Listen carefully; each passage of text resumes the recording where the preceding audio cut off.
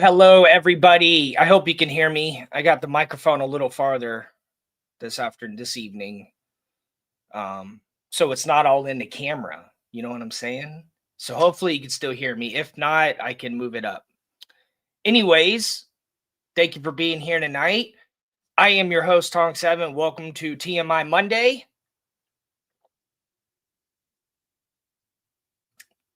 Sorry, I'm just a little thirsty from being human.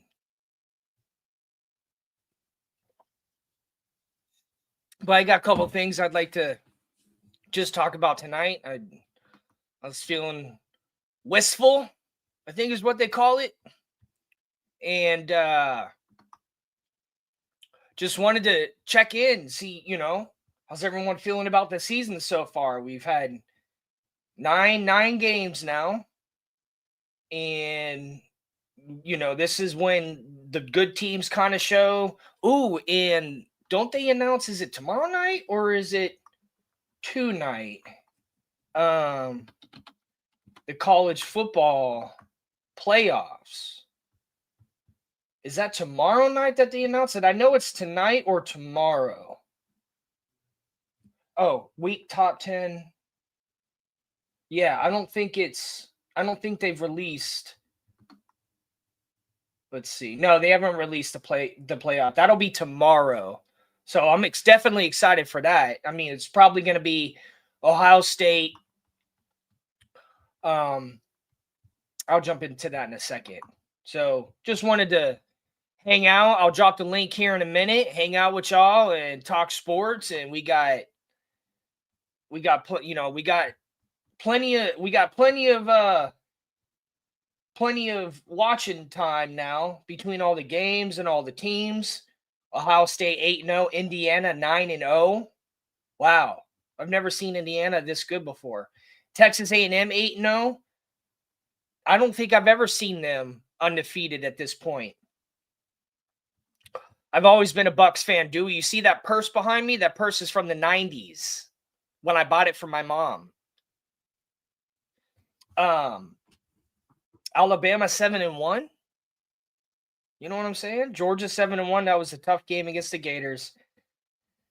Well, my poor Gators. It wasn't a bad game. They were doing good in the first half, and then all fell apart. I was working all day Saturday. I got 2 projects ready to submit tomorrow. I'm going into my client's office tomorrow to submit both projects and discuss some other projects. So it was a good day. It was a good day for me because I got my stuff ready for Tuesday. Wasn't a good day for the Gators, though. You know what else I did yesterday? I did my first professional driving lesson to someone that moved here from India, a friend of mine. She helped me on some of my jobs, and she said, for me helping you, I need you to teach me how to drive a car. I said, okay.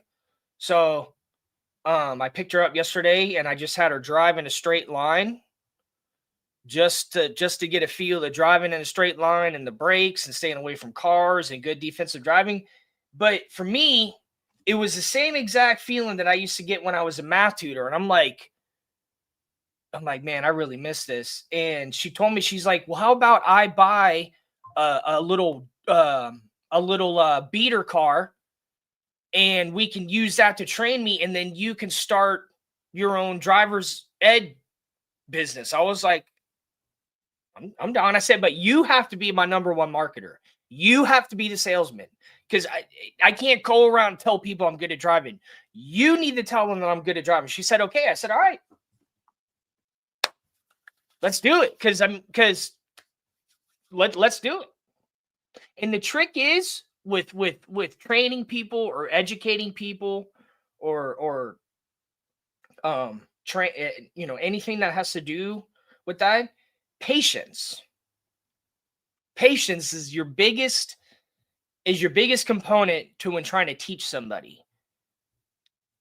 Show patience, make sure they understand what you're saying, and take your time, and it'll work. So it worked for me, and I have an award that shows it. Anyways, let's get back to NFL, because the New England Patriots are 7-2, number one. They've been number one in the division now. I mean, what's going on there? Drake May's killing it. They got a new head coach. Okay, he's whipping them into shape. He's getting them going. But the Patriots, it was only a matter of time. And I'm not on the bandwagon or anything. We don't know how they're going to do next season. But the Patriots, once they start doing good, they don't start doing bad. They only keep going up. That's because of ownership. 100%. Buffalo Bills 6-2. I mean, you had to stay alive for good seating position so far by beating the Chiefs. No one, I mean, people were on here a couple days ago, blah, blah, blah. The Chiefs are going to beat the Bills, and this and that, and this and that, and this and that. Boom. But let's see what happens in the playoffs. Because they can beat up on each other in a regular season, but the playoffs are when it matters. Especially Josh Allen. Mikey K's favorite person or favorite quarterback, even though he has a underground Dolphins fan club. So he's probably the lead to a near in all the different spaces and stuff. Actually, sorry I didn't put y'all's comments up here. That's how I should have been answering comments. Yes, 100%. Boom, bing, boom. Just in the order of Bucks, Dolphins, Seahawks. Bucks fan, because my first ever professional football game I ever went to was a Buccaneers game when my mom and I lived in Treasure Island. That purse is what I bought her a long time ago. A good friend of mine gave me this hat. this is all me right here. But the Seahawks, I've been to multiple Seahawks games, and I actually have personal favorite on the team now, Jackson Smith and Jigba. I went to a preseason game in 2023, and that was his first game that he played, and I think he scored a touchdown that game. But I watched him get his first catch, his first touchdown. I know whatever he did that game, it was his first, so I got to see that, and it's really cool to see stuff like that, like see a player first come onto the field, and now he's doing phenomenally good with Sam Darnold. He's been a good player this whole time. So it's really, really fun to see stuff like that. That's why we're all here. You know, a lot of the people on this network, they go to the games. They actually go to the games. Like they have that interaction with the actual experience of going to the games. And it's why they have a lot of things to say about it. It's why we have so much, opinions and observations of the game, because we go to it. And don't knock preseason games. I mean, I know a lot of Dolphins fans go to preseason games, but preseason games are fun. You can go to more of them. They're cheaper, and it's still a way to support the team if you can't afford a regular season ticket, because they get expensive. But but what I like to tell people about that is, I actually do have an old Buccaneer hat. I'll wear it for another episode. I have like the original one. What was I saying? Oh, so if you go to preseason games, you get to see players their first time. You get to see players that may not be on the team ever again. You get to see players making their first catches. It's really cool to see stuff like that. And it's you get to take that with you, that you got to see something like that, because these players might go win a Super Bowl someday, and you got to see them from the very beginning. And it's different than watching them in college. Like, yeah, exactly. I don't even have to say nothing. I just sit here like this, but people say that. I'm just like my driving student. I just let her do the talking. I don't need to say nothing. Steelers 5-3. I'm so happy for Mike Tomlin. I am so happy for Mike Tomlin. I love that he is always able to have a winning record. He's in the playoffs all the time.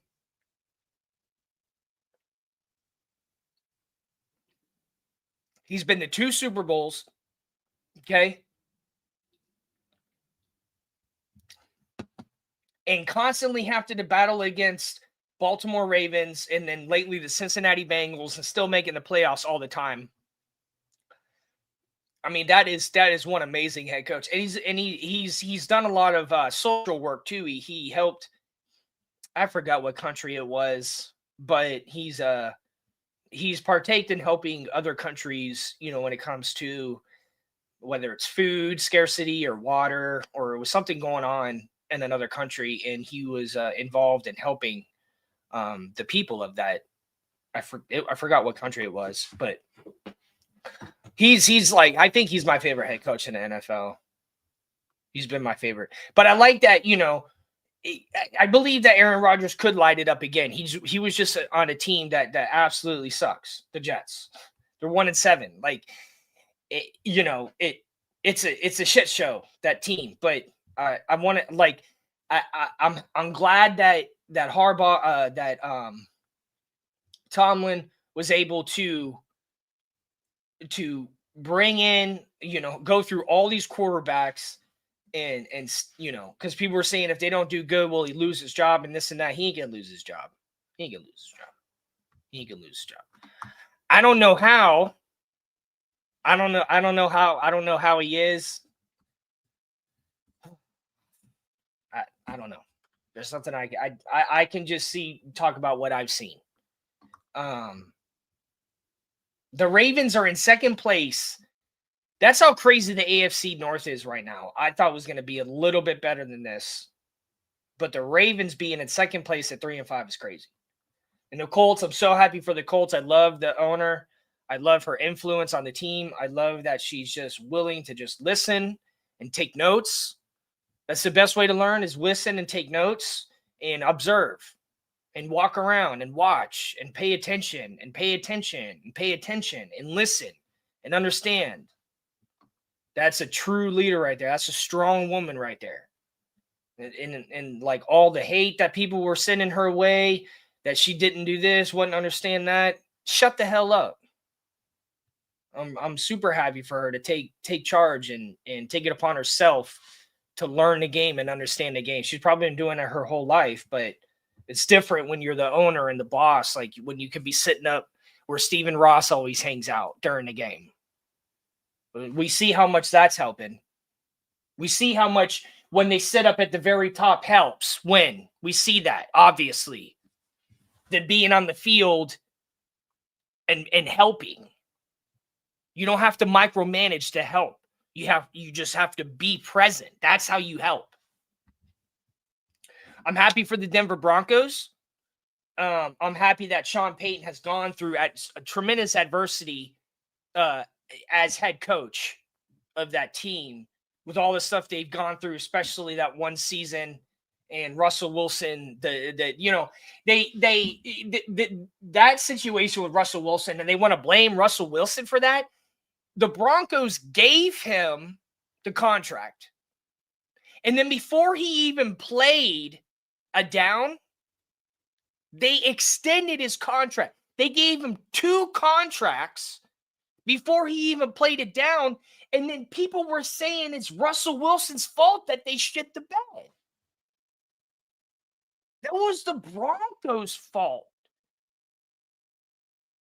It's not the Broncos' fault that they shit the bed. It was the Broncos' fault for giving them all the money. And people were saying that it was Russell Wilson's fault for getting paid that much, that he ruined the league or he did something to the league. No, the Broncos made that mistake.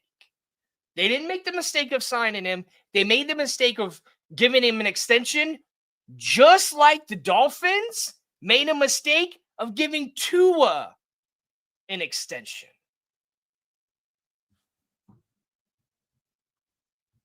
Chiefs are catching back up, even though they lost. They're catching back up. They've played a lot of football over the past 6 seasons. They've played a lot of football. They're always in the AFC. I mean, they're always in the playoffs. They're always in the AFC Championship, or they're in the Super Bowl. That's a lot of extra football every season. I can see why it's not like they're not talented. It's just like that team has just been winning for so long and playing for so long. They're like LeBron James. They're like LeBron James's freaking Cavaliers and Heat.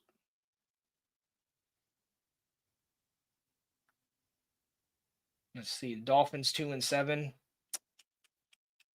Buffalo Bills 6-2. Just hold them in second place, Patriots. Just keep them in second place. Keep them in second place. Make them work hard to get through the playoffs. So who's the top? Let me look at that's division league. Okay, so the Colts are number 1 in the whole league. The Patriots are number 2. The first 3 teams, the highest ranked teams, are all AFC teams. I didn't see the Broncos being that high. But Bo Nix he's basically like, by the time Bo Nix has gotten here, he's already played for so many years in college. So he's definitely a well, like, as far as starting someone that's young, like brand new to the league. I think this is his sophomore season. I think Bo Nix, but he's got an arm like John Elway, so I could see why they're doing good with him. Eagles 6-2, the Buccaneers 6-2, the Seahawks 6-2, baby.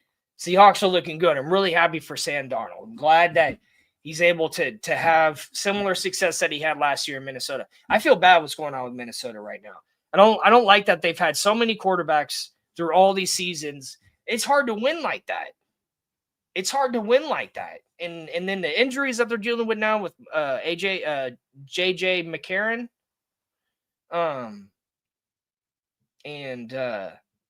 Their other quarterback keeps getting injured too.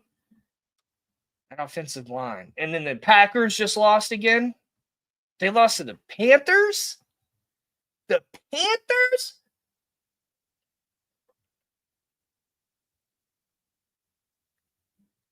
The Lions lost again. Cowboys are playing right now. Cowboys are playing who are they playing right now?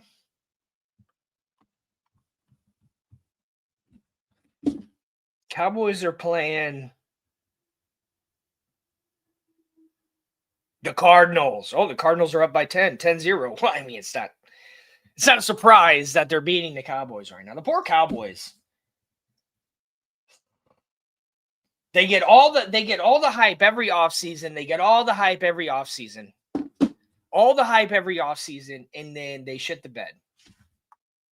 I mean, the Dolphins are in 1, 2, 3, 4. They're in 5th place. So is that going to get them? What's his name from Indiana?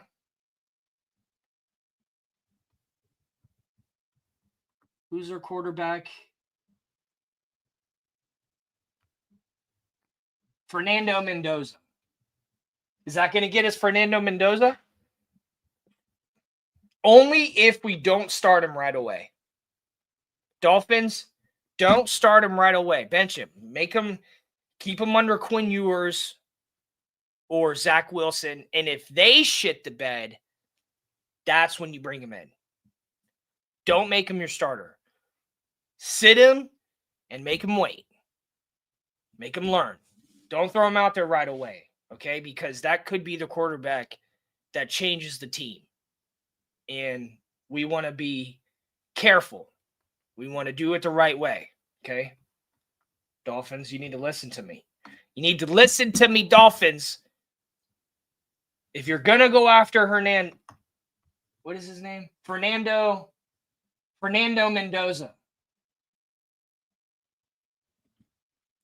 You better do it right. Or else I'm going to be pissed because I've never paid this much attention to the Dolphins before. If it wasn't for being on this network and being on everybody's episode, I wouldn't know this much about the team. So don't piss me off. I don't want to hear it. Career's gone. And you see how the way that guy dressed?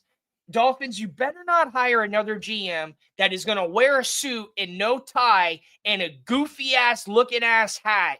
You don't wear a suit and a hat. You just don't. What are you, cheeky blinders? You don't wear a suit with a hat. And if you're going to wear a suit, you need to wear it with a tie or a bow tie. You don't have this shit open. And get rid of the fucking lanyard. Have this shit on a clip or something. Like have this shit professional so it's not all dangling and shit. Fucking geek. The guy's a fucking geek. Get out of here. Dress professional. Fucking geek ass shit. Okay, that's fine. But you can, well, then fuck. Oh, well, that's life. You got money. You can get hair plugs. You can get hair plugs. You can get Rogaine. There's all sorts of shit you can do nowadays. So that ain't got nothing to do with it.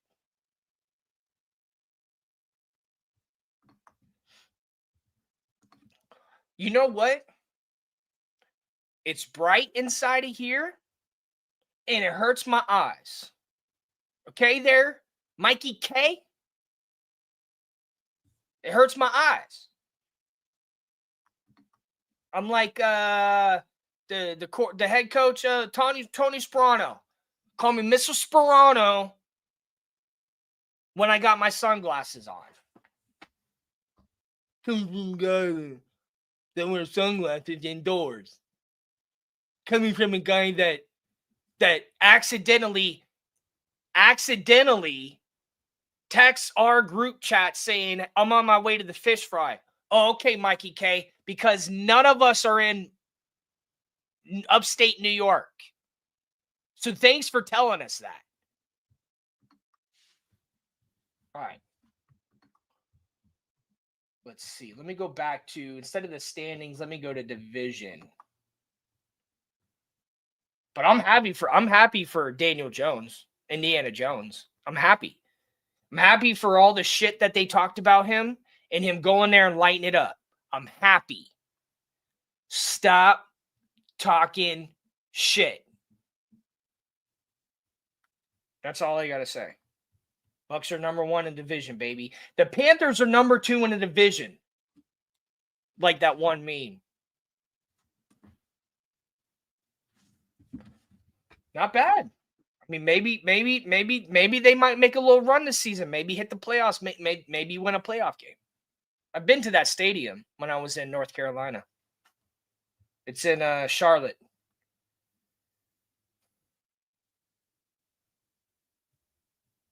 The Rams and the Seahawks battling for first in the West. The Bucks are looking good in the South. Packers are pretty much tied with the Lions. Cowboys 3-4. They're going to be 3-5 today. Ooh. That's unfortunate. Against the Cardinals. The Cardinals are going to be 3-5. The Cowboys are going to be 3-5 today, and the Cardinals are going to be 3-5. But on the opposite direction of each other. They have the same record, but on the opposite direction. They're like, bah-bah. But don't you just love football? You know what I've been watching and really liking is NFL Plus. And you have where you could watch the games again. And you can watch the full game without any commercials, and they go right from play to play. Like even the commercial breaks, it just goes right to the next play. So it's absolutely amazing to watch because it's not chock full of annoying, loud, ridiculous amount of commercials. Instead of commercials, that you just go blank and just be no noise. And you know that they're coming out with a bill. I don't know if the Senate or the House, they're putting out a bill soon that's going to make that illegal, where commercials get louder between like TV shows and games and stuff. That's going to be illegal soon. Jeez. It's like freaking marketing, man. Just calm down. We don't need the commercials screaming and yelling at us. Why do you want any if someone's trying to sell something to you, do you want them screaming at you when they're trying to sell it? No. So commercials, shut the fuck up. I don't need you to scream at me between downs and innings and episodes about your stupid product.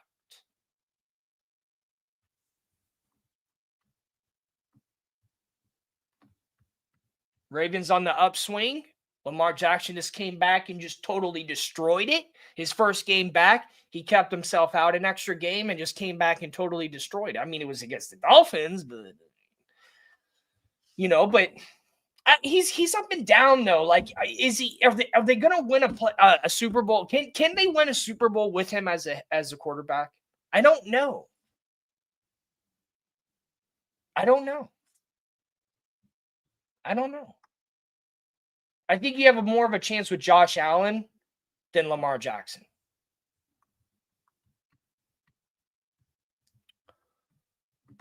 Well, look at that. I don't know. Let's see. Mandate for traditional television. Traditional television, who the heck has that? I stream everything, baby. Stream. I'm like a river. I'm like a river with all of this stream. Oh, see, there you go, Joe. That's what I'm talking about. Quick internet search, baby. Bing, bang, boom. And now AI just explains it out to you. You know what I'm saying? The AI. Hey, thank you, everybody in the commercials. Let's see. What does he say? The commercial advertisement.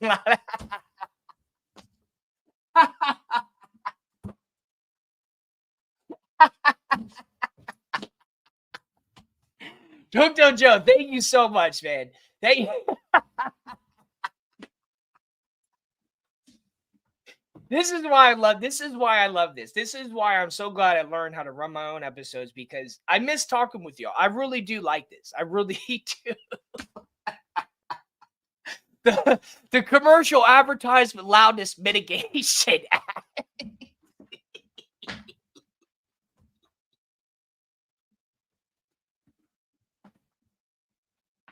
It's like it's one of those items where just by reading it, you know exactly what they're talking about. You know, it's like the use your turn signal always act. Don't forget to put on your seatbelt every time you get in a car act. You know what I'm saying? Thank you, Joe. Thank you, everyone. In the comments tonight. I love y'all. I love y'all. Know me, Mikey K. Let's see, Dolphin Don. Thank you, G-Man. Hit that like button, everybody. Like, comment, share. Bing, bang, boom. Like Dolphins. No. Bucks, Dolphins, Seahawks. Like, comment, share. Bing, bang, boom. Me, myself, and I, the Three Musketeers. Did y'all see? Did y'all see that episode the other night where the guy threw the porn on here? I'm telling you right now, y'all better not try that again. Okay, as funny as it was, you try it again, and I'm gonna come through the camera and I'm gonna show you that you can't be doing that. But that was gold right there. And the fact that, like, when he first started, because like the guy popped up on here and I'm like, who is that? The guy was all on the camera like this. And then he put on the porn and I'm just like, oh shit, I didn't know what to do. So I just blocked him. And then another video popped up where it was somebody trying to join, and you could tell it was like AI. And so I saw it. I was like, you're not a real person. I said, I'm not letting you up here. And the person just sat there like this and like it moved his hair. But when that guy and Ali was like, we saw your face. Oh man, this is too much. Y'all. All right, I'm gonna drop the link if y'all want to jump up on here. Let me see. How do I do that? There you go. And tell me, you know, what you feel about the NFL lately, and we can get into college. Who you think should be ranked number one? I mean, I think Ohio State should be number one. I don't see an issue with that. They're 8-0. Why not? They've scored 16. No, that's not how many points they've scored. That's their score. Yeah.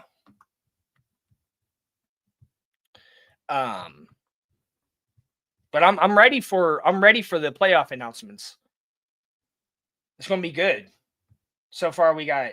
Let's see if it is the way it is right now. It would be Ohio State, Indiana, Texas A&M, Alabama, Georgia, Oregon, Ole Miss, BYU, Texas Tech, Notre Dame, Oklahoma, and Virginia. Damn, Miami done kicked themselves out. What are you doing, Miami?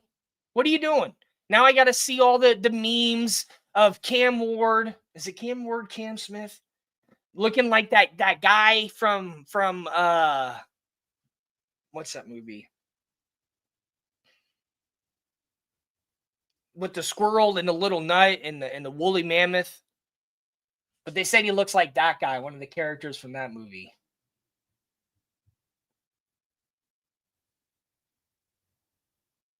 It'd be cool to see Texas Tech in there, Indiana, see how far they can make a run this season.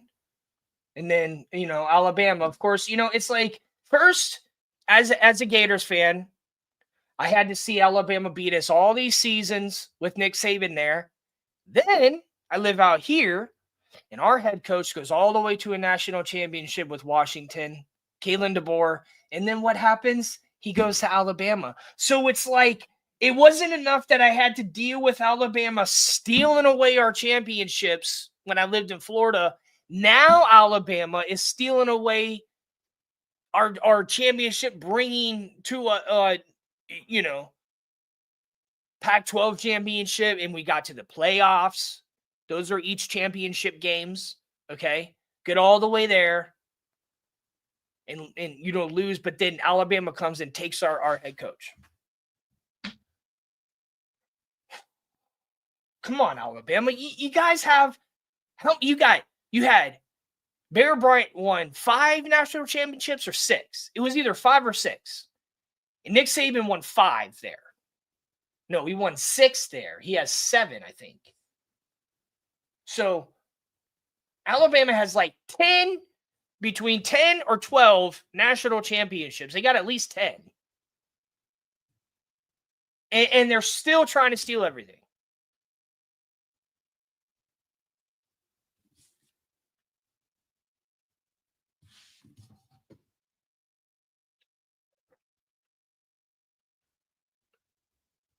That'd be cool if Georgia Tech keeps doing good. Wins the ACC, makes it into the playoffs. I've never, it's been a long time. It's been a long time since Georgia Tech has been good. I used to have a Georgia Tech football. I was born in Georgia, and I did some growing up there on a farm. And so I'm a fan of Georgia. And then Georgia Tech was cool because I liked the B. I used to have this football that was a Georgia Tech football. I used to play with it. Vanderbilt 7-2. Oh, the Navy. They were undefeated, and then they lost. Let me go to the Navy. Did they move out of the top 25 by losing one time? They lose one time and they go out of the top 25? Come on now. Let's see. What are they ranked? I forgot what conference they're in, too. Let's see. The Navy. Oh, Navy midshipmen. Let's see. Schedule. I think they only have one. Yeah, they have one loss against North Texas. North Texas. They lose against North Texas 31-17. Damn. But if they win out, if they beat Notre Dame next weekend, if they win out, they should be in the playoffs, I believe. And so what conference is that?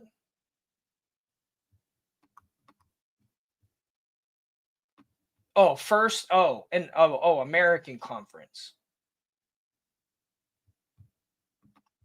Hopefully, I'd like to see them get it. That'd be really cool to see them in the playoffs. I think that would be really, really cool. My cousin is in the Navy, and a good friend of mine was in the Navy. I've never seen the Navy really be good at football.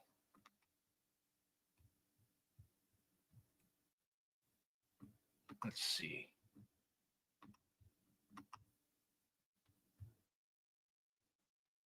Damn, Michigan got pushed all the way down to 21 at 7-2. I mean, tomorrow was going to be the real decisive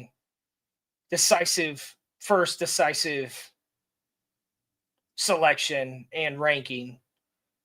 Washington is 6-2. That's not bad. I haven't been to a game in a couple seasons now. I've just been busy. I've been busy with music so much on the weekends. The weekends that I'm not doing music, I got personal, I got other stuff I got to do. So I haven't had that much time to go to sports. But it's for good reason. So what can I do besides everything I can, right?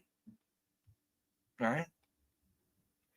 Hit that like button, everybody.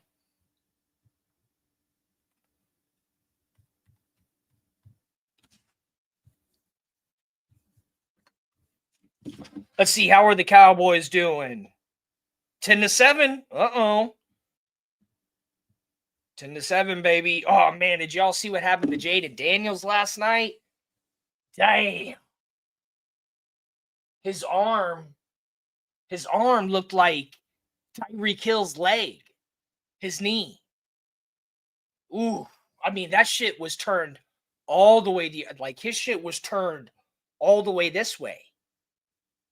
His shit got cooked all the way cooked. Damn, man. I forgot that he's a Heisman winner. I hope he comes out of that. That's damn, just a clean dislocation. Ooh, man. The stuff that these football players put themselves through. So I show a lot of. That's why we show a lot of respect. You know, we show a lot of respect to football players. They put themselves through a lot. You know, all the concussions and stuff that you know their body gets beat up. You know, it's a brutal sport, man. It's a brutal sport. I wish they would start using more Guardian helmets. You know, you can't have a Guardian arm sleeve, I guess, but they should have, like, for your non-throwing arm, they should have his arm in those things that offensive linemen wear on their legs. They should have that for quarterbacks. And why, I don't know, maybe even receivers too. I don't know. Like, it'd be a good way to fall. Like, if he falls, he has like extra protection. But damn, the way his arm. Oh, man. It looked like who was that? Was that Paul Pierce? Or no, it wasn't Paul Pierce. It was he was on the Pacers. He played on the Pacers, and he was going to play in the Olympics. And he went to throw a 3-shot. I forgot who it was. He played on the Pacers, though, and his leg just snapped in half completely. Paul George or George Hill? I think it was Paul George, whose leg just completely just snapped in half. Like mid-leg between your knee and your ankle, just right in half. Damn.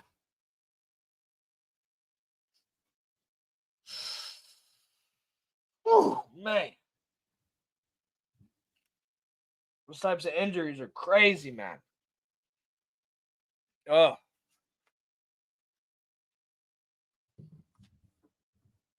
Poor Titans. 1-8. That's gotta be hard. Jaguars, 5-3. Not too bad. See what else is going on in sports news. I haven't searched any. I was going to talk about, there was a player yesterday. He played on the Patriots. His uncle was killed. I think on Saturday night, and he had the little black things that players wear under their eyes. He had one for his uncle. Rest in peace to your uncle, man. I forgot what player that was, but I know he plays on the Patriots.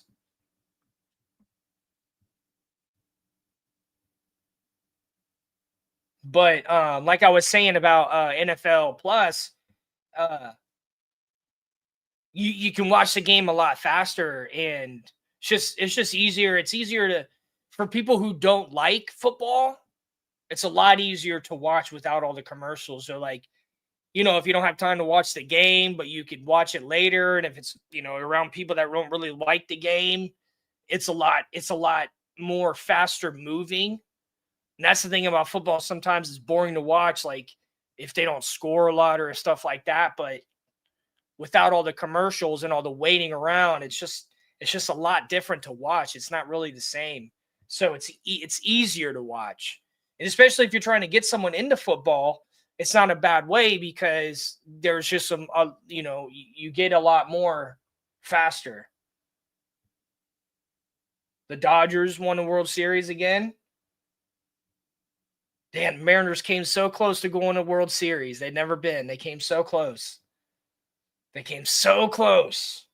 I don't know. Have we ever, if they would have made the World Series, have we ever had a complete total West Coast World Series before? That'd be crazy. Maybe next season. I mean, the Mariners hit a lot of home runs. I've been going to Mariners games now since 2021. In almost every game I've gone to, they've hit a home run. Sometimes two, but it's cool watching a team hit a lot of home runs. It's really fun. It's a lot of fun, like watching the ball go all the way up, boom, home run, baby. And that's what helped him get to one of the games. Was one of the games in one of the playoffs. It was a grand slam. A grand slam. When he hit that grand slam, I told Shake Money when we went to the game earlier this season. I told him, I said, yo, dude, the Mariners hit a lot of home runs, and so did the Rays, and that's who we're playing. And there was 2 home runs hit that game. I was like, I told you. And then when he hit the home run for the grand slam, boom. Damn, that must have been awesome to watch. Like this city really puts on for its sports. Like they really put on for their sports out here. They really, really do.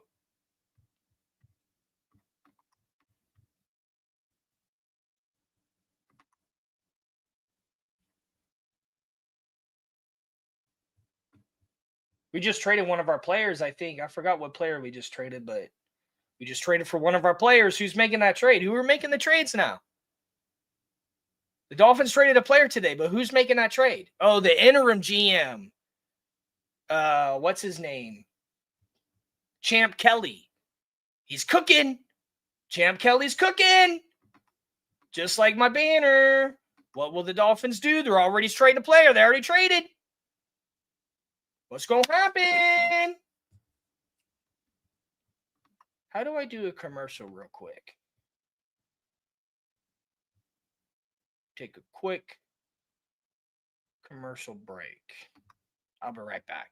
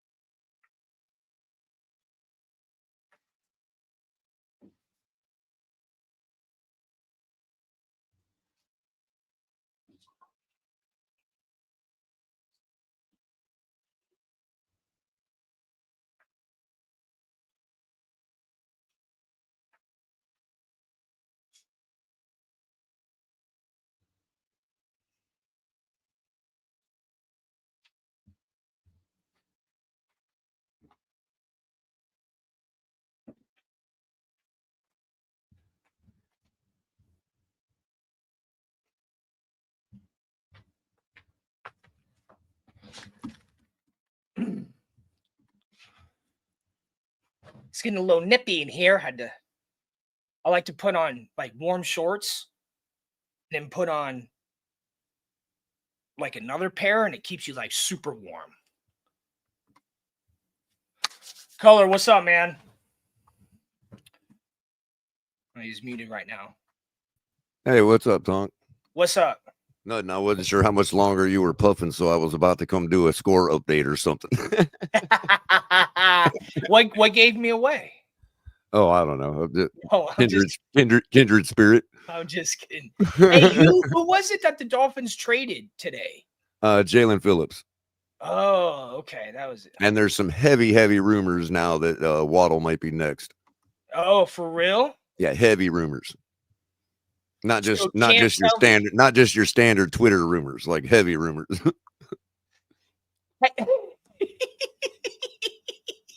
Hey, it is what it is. Nomi knows what's up.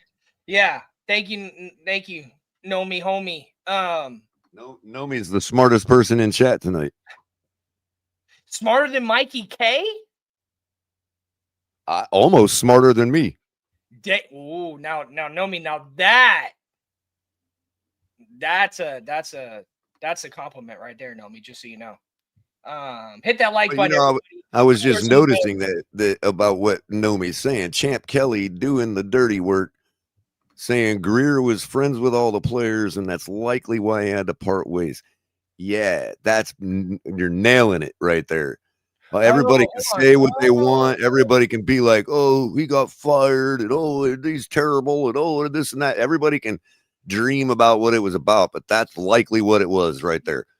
He was friends with too many players, and Ross knew what needed to be done, and he ain't never going to do it because he can't pull he can't push the button on these guys leaving the room. That's unfortunate because not everybody has the ability to fire people. Yeah, like that. That you're friends with. Right. I feel you on that. It's hard when you know the person and you're close with them. You see that they work hard, but if they're not, trade deadline is tomorrow. Deadline's tomorrow. He probably got in the room with Greer, and then Greer was like, "Look, I'm just not going to be able to do it, bro. We got to part ways," and that's all. Bingo. That's exactly why. It's the reason we drafted Cam Smith. I mean, it's all these. It's nepotism. Yeah, we got to get rid of that. That's going to destroy the team. That's going to destroy the team. That's going to destroy the team. Yeah, exactly. You got a pecking order of players. It's all nepotistic, man. Same with the quarterback. Yeah. Yeah. Well, but now that it's shown that that stuff doesn't work. Like you got to be firm. You got to sometimes be mean. Stern would be the good word. Yeah, stern. Austere would be another word. But hey, I mean, stoic. Whatever move we're making, at least we're making moves and trying. Even if we got to trade players, get rid of them, sign players, whatever it is, I want Champ Kelly to hopefully have success from it. Hopefully he's not too cabalish. It doesn't seem like this is too cabalish of a move. I'm not sure. I feel like what you said, that he's not a friend of all the players, that's maybe non-cabalish, non-collectivish. Maybe that's I mean, I'm sure he's friends with him, but not on the level of I can't push the button of firing him. You know what I mean? Or it's that level, like he's friends with him, but ain't having dinner with them all. Yeah. Well, we'll see. I mean, I'm excited. I'm excited about all the moves they make. I was just looking at the Texas are 7-2 right now, and it's Arch Manning's his first season as a player, and their two losses are to Ohio State and Florida. So, whether the best and the worst. Wow, look at that. Both ends of the spectrum. Thanks, Color. We're in good company tonight, man. I mean, 2 losses or 6 losses. When you lose the way we've been losing, we're just as bad as you are, man. Oh yeah, but it's like let them win and let them lose, but let them do it. Like at least your team ain't been teasing you all year. Give them a chance to have a full season before you want to nominate him all these things and name him all just because of his name. Right, exactly. give him some, like, let's see how he plays against Georgia, Arkansas, and Texas A&M in the finish. And you're a student of history, Tonk. What always happens with the third generation of ruler? It's always the one that screws everything up. That is, you know what I mean? Like, I think there were 2 Marcus Aureliuses before Commodus, dude. And look what happened to Rome. So World War I, was that a third? Because yeah, well, the people that were in charge of the Ottoman Empire, yeah, that was a third generation. They were called the Young Turks. Yeah. Freaking color. Always making connections. You know, look at Henry VIII's third offspring, you know. Ruined Britain. Lost the whole crown to the Victorians. Yeah. Is the prince who's the prince that just got all his things removed? Was he the third born? Harry? No, the one that was Epstein's friend. Harry, yeah. The one that's married to the American. Had his royalties. Meghan Markle, or whatever her name is. No, he's the son of the Queen, Prince Andrew. Oh, Andrew. Oh, I didn't even know about Andrew. Yeah, he lost his royalty titles. Wow. Because he was Epstein's friend. Wow. What an idiot. They took all his face off the Canadian money. Wow. Ew. What a creep. That's what the kids get. The kids get Canadian money, you know, and Australian money. We could possibly have 3 third rounders and either 2 first or 2 second rounders if we get more groceries. I don't know what you mean by groceries, but well, that's the dirty work that Champ Kelly's doing. His mission right now is to gain as many draft picks as he can and as high a draft picks as he can. Oh, okay. That's why I'm still of the thought. I wouldn't go so far as make a prediction, but I'm of the thought that we don't see Tua play this week. Oh man. Not because of anything punitive, although it should be against the Bills. But the fact that, and I'm not even talking about trade for trade purposes now, because obviously the deadline is before the game. But if we're going to do anything with the guy in the offseason, we cannot take the risk that he gets injured the rest of the way here. And he's our biggest, I understand that people don't like Tua, and I'm one of them, but I still maintain that there's probably about 30% of the league at large that still thinks they could do something with him. So, do we really want to risk? He would likely be our biggest trade asset next to Waddle. If he gets another concussion, it's really if we're not. It depends. If we're talking about trading Achane too and nobody's safe, then Achane's our biggest asset. But Tua is a big asset. Regardless of what people think about him, he still commands. It's only his second go around with if he goes to another team, it'll only be his second go around as a 5th overall pick. He still holds value, believe it or not. I hate to say it, but he does. And so I'm not sure we see him play this week. Good. I mean, I think that's what we should be doing anyways. I'll be convinced on Sunday when we get the lineup, you know. But do you think that has to do with the GM? I mean, not so much. It's just so much that, it could, in the respect that Greer would have never made that move. That's crazy. Well, I think it's for the better. Well, so Greer wouldn't even let. The rumor is Greer wouldn't even let Flores take Jesse Davis off the field, which is why everybody blames Flores for keeping Jesse Davis in. And he needs to learn how to fully dress for the position before he tries to tell anybody what to do. Right. It's like, Greer, if you wanted to be the coach, you should have just put the headset on and went down to the field. I know. Instead, you tell one person to tell him. And I can understand it. He had just given Jesse Davis a fresh new contract for $10 million a year, so he wasn't going to let $10 million sit on the bench. I get that, but that's the same conundrum we're in with Tua.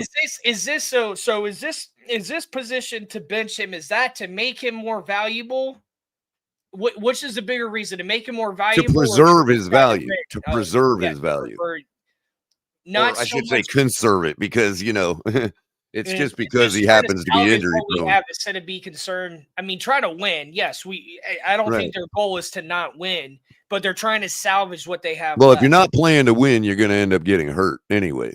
You're going to get a lot more players hurt. So you have to. I think that's why That's what I mean. Ross turned the page, because it's like, yeah, I know we don't have a shot, but we're also not tanking. We don't give a dang about. We got so many trade pieces that we don't care about tanking for a first overall pick. We're going to try to win, because he wants to see, look, how Who can can you still do play? with the bottom of the barrel, like Flores proved? We went on like a 7-8 game win streak with a garbage team. If you can't lay that down as McDaniel, then you're going to get fired too. So I really think that that's why he's safe right now, and because he's still under evaluation. I firmly believe. I don't think he's like I don't think he's guaranteed to be our coach going forward, but I think that's what Ross prefers, and I think he still wants to hold out and see what he does through this whole blow up. Really let it be Mike McDaniel's team going forward. You know what I mean? And that way we can say, finally, he wasn't born on third base, like Crypto always says. You know what I mean? And he's right for saying that. We really need to have a head coach making the coaching decisions. I don't think it should be. But we also have to have one start from scratch. We have to have one start at bat and not on third base with a fully built team, because who can we hold accountable when it all fails, when he's not the one that really put it all together? I mean, I don't know. I wouldn't hire. I wouldn't want my GM to hire a coach that he's not going to let the coach make all the coaching decisions. Agreed. I don't. It's like you shouldn't have the position be that position. Mm-hmm. Like, I don't know. It's like you're not. And if it ain't patting a baby's head and shaking somebody's hand, it's not for the GM to do. I mean, you pick these people for a reason. I wouldn't want my head coach not being in control. And like, if you want to bench Tua, go right ahead. You're the head coach. Like, that's what I don't see how a GM could be any other way. Trying to insert management any other way than that is going to be micromanaging. Right. And you can't do that. Well, a collective in and of itself would cause micromanaging, because everybody has to get together and decide every single move. Yeah, that's too much. That's how Japan lost that's how they lost the war. In other words, how can you not micromanage when, nobody in the room is a macro manager? That's why you're a collective. You know what I mean? It's like some of the reason they lost was they almost beat us. And the reason they lost was because they wouldn't do anything unless the entire chain of command said they could do it. So, like, if the Dolphins are operating that way, where Mike can't do anything unless the GM says so, or the court, stuff like that. Even if it's one to the other, it's like that's not how it works. It should be top down, not top, not. We also don't. None of us are in the room, so none of us really know what Mike McDaniel's had to endure when it comes to. Maybe he's tried to do certain things that we agree with, and he's been blocked. Who knows? All we know is Ross fired Greer, not McDaniel. You know what I mean? After last week's game, where he's down in the ball and he's getting intentional grounding penalties. Like, you got to get the fuck out of here, dude. We can't have this shit. You brought it right to the head with You brought it right to the head with that particular decision, but it could be other things that McDaniel's struggling with, and he's been blocked on. And again, like I said, I can't speculate whether that's true or not. All I know is Occam's razor, Greer's the one that got fired. Yeah. You know what I mean? Tonk, say we look at it from all we can make our assessment on is what we can see and the evidence we have before us. The evidence is Greer's the one that got fired. Cap for life. You're always in all caps, man. I love it. All caps and exclamations mark. I love it. Just you always got enthusiasm, man. I love you. I love it, dude. I like you being here every episode. Yeah, I mean, I want to see McDaniel be the sole decision of the team when it comes to stuff. That's what we want to see. That's how we know if he can truly coach or not, if he doesn't have somebody else telling him what to do. That's the only and way. I would just say, to push back on Sonny a little bit, not to be disrespectful, but just to say, I don't believe we can know whether he is, and I think that's what this is all about. Yeah. I really think this is the point which Ross wants to know the answer to that question, and the last part of this season is going to tell us whether McDaniel's a leader or not. Yeah, so no, I don't disagree with you yet, but I also don't agree yet either. You know, at this point, it's very important. We need to really see what everybody can do. We need to see what everybody can really do. If you can't do it, I hate to use the word because it's a cop out, but I'm agnostic on Mike McDaniel right now. You know.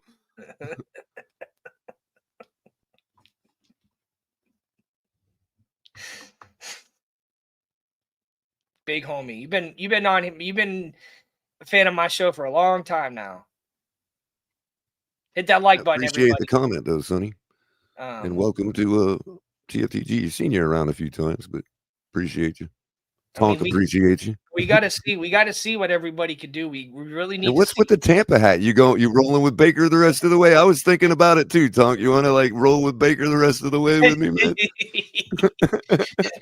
My friend gave me this hat a while ago, and I like to. Sometimes I'll video call him, and I'll be like, "Oh, I'm just wearing my third favorite hat." See, out of state Dolphin fans would knock you for that, but real in-state Dolphin fans know you know it's all right. They're our brothers. We gotta. That's the first. My dad lives in that area. You know what I mean? Like the first NFL game I ever went to was a Bucs game.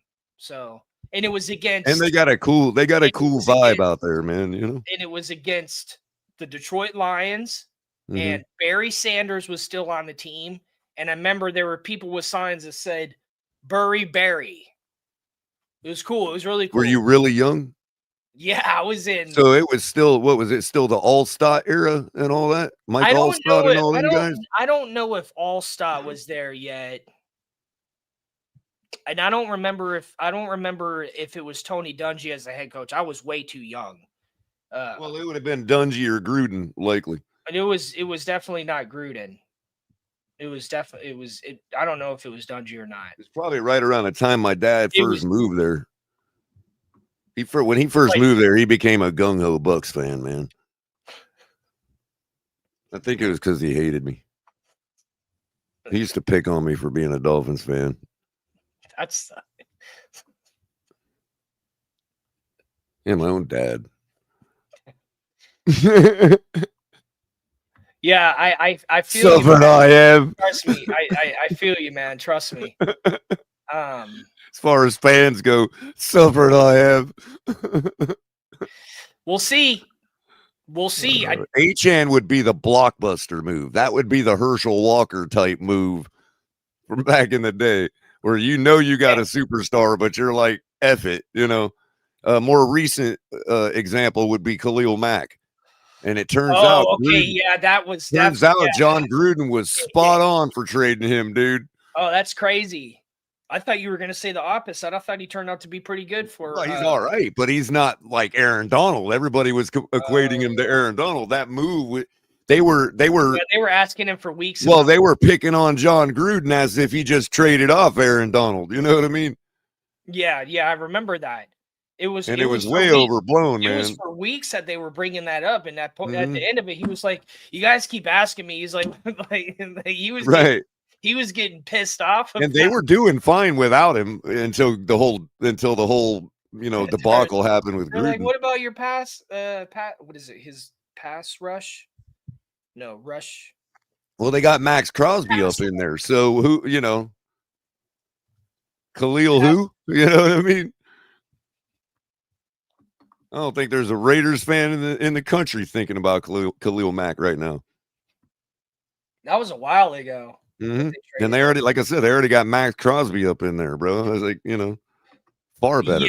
Yeah. Max Crosby is definitely beast.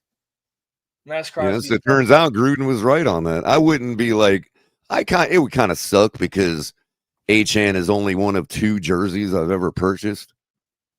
You know, that kind of would suck, but You so got I've been personal wrong. stake in this. Yeah, I've been wrong about both jerseys now. Like, no, I Well, you can't know what have you that. could do? You could just I bought a whoever second one and if they gifted it to trade El Cap, if they dude. trade for him and then the next player, you could just get that patch of the next player's Right. last name and Have it just have right. it Have it sewn. removed. Right. Right.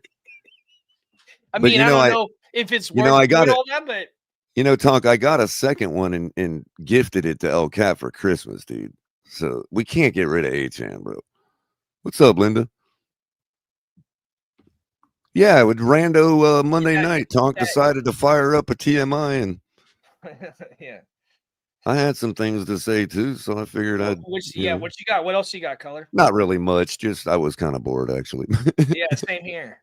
It's Dallas playing tonight, dude. Like, I got a busy day, and like, man, it's hard to work at like when it rains all day here, and you have to go out and work and do things. It just wears. It's just I don't know. It wears me out when it's so cold and rainy all day, and driving to the job and then come back and like I got home and I was just like, man, I'm done for today. Yeah.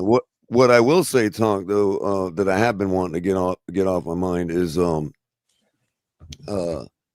every time I'm listening to shows now, wherever it is, it's everyone. Whether I'm watching people argue on Twitter or hearing people debate on YouTube, it always goes the same. It's nobody's safe, everybody's expendable, and then as soon as you start talking about trading people, it goes just like it has for the past 5 years. Oh, well, we can't get rid of that guy. Oh, well, who are we going to replace him with? Oh, what are we going to do about that if we get rid of that guy? And it's like, wait a minute. Where are we at here? So it's good that for the most part, especially around the tailgate and the way you've been talking tonight, it's like right into, yeah, this is where we're at. We got to construct a new team here. And, if some guys stay, that's cool. And if they don't, they don't. We didn't have them before we had them. So, if you think that, if you are hoping that one of these 53 guys is going to be on the roster when we finally win our next Super Bowl, just get it out of your mind. I mean, there might be, but it's not going to necessarily be the person you're thinking. So, like, if we're going to talk about who we trade and all that, we got to stop with putting the brakes on it every time somebody says, well, not that guy. Well, who are we going to replace him with? Well, we're not going to replace these guys with anybody just yet. The draft ain't till next year. Right now we're replacing these guys with draft picks. So that's the answer to that question. You know what I mean? That way we don't have to keep answering that question because everybody wants to have this discussion. But then when they realize what it really means, which is trading off their favorite player, it's like nobody wants to have the discussion anymore. Or everybody should be saved. Next thing you know, we got the same 53 guys we had before. So we are just deciding that our roster is good and we just need to get rid of the quarterback? Is that what we're saying here? I think quarterback is number one thing we need to. I know there's a couple guys we could use to replace, but I mean, as far as blowing it up, do we really need to blow it up, or are we all realizing when we go through our roster and we really think about actually trading some of these guys, we're thinking, wait a minute, we got these guys because they're good. The problem is, and then it gets realized again, maybe we don't need to blow this team up. Maybe we just need another quarterback. I like that. The thing is, I feel like fine either way, Cap. I'm fine either way, Cap. Go ahead, bro. No, I feel like if they were going to do something, they would do it after Madrid. But the problem is the trade deadline's tomorrow. We got to do it tomorrow. I don't think that they think the team is as bad off as we do. I really don't. If they did, McDaniel would have been fired. Yeah, no, so they're going to roll it over until the end of the season. And then after the end of the season, it's going to end up happening either way. So it's like everybody is expendable. I mean, the idea that everybody is expendable is true, but that doesn't mean everybody will be expended. If Waddle doesn't get traded, he's coming back. Everybody Players is that everyone wants to expendable is hold them on to. saying Mike McDaniel's in control now, people. That's what I know everybody's that's what I'm expendable hoping. means. I'm hoping that's what he gets for the rest of the season is have. Well, full I'm just saying, control. Tunk, that's what everybody's expendable means, is that Yeah. everybody's expendable. That doesn't mean McDaniel is gonna expend everybody. Yeah. Even Champ Kelly's expendable. Everybody is expendable at this point. I want 95% turnover. That's what I want. The ones that are hard He's to let like an go of. omelet. Yeah, the ones that are hard to let go You of. would be in the generally speaking, we don't really need a full blow up camp. We just need a new quarterback camp. Well, a new Generally. quarterback would change a lot. A lot of my perspective could change with a new Or at least at the very least, you know what you need to do after you get a viable quarterback. You know, the players that everyone like once, you know what you were just talking about, everyone pumping the brakes on it. Once you start mentioning certain players, those are the players that you got to move because those are the ones that are going to have value. Nobody Bingo. else. Those are also the ones that are obviously nepotistic if the fans are getting soured like that. You know what I mean? Yeah. And Color, you were just mentioning before the exact reason why I'd never buy jerseys. Well, one of the reasons. Likewise. The other reason I only got two. That's why all my jerseys in I have 40 some years, I got are two. custom. I just get the number that I like and the team, and then have my name put on the back of it. Yeah. You know, my only Dolphins jersey ever was Channing Crowder. What the heck? Who? At least he's a fan of the team and still Right. around, bro. You know, he was underappreciated when we had him. Oh, totally underappreciated. Yeah. Yeah, I had to order it custom because you can't just Gators buy that are. at the He does shop. a radio show on Miami on 560. He does a show. Yeah, do you catch him on QAM, bro? Yeah, him and Hawkman and Solana. They do it from I think from 2 to 6. Yep. Oh my gosh, that's You've been like watching it on YouTube? That's like having an Aaron Yeah, Rodgers. they're on YouTube now. Yeah. That's like 10 years. That's like 20 years from now having an Aaron Rodgers Jets jersey. Not even, bro. No, Because I don't you mean had like to you had to custom order that. But I'm just saying, like, oh man, That wasn't on just any shop online. My aunt was amazing. She got me that. Like having a. That's like having a. That was the most random number, though. Yeah. No, that's having. What was his name that played for the Niners?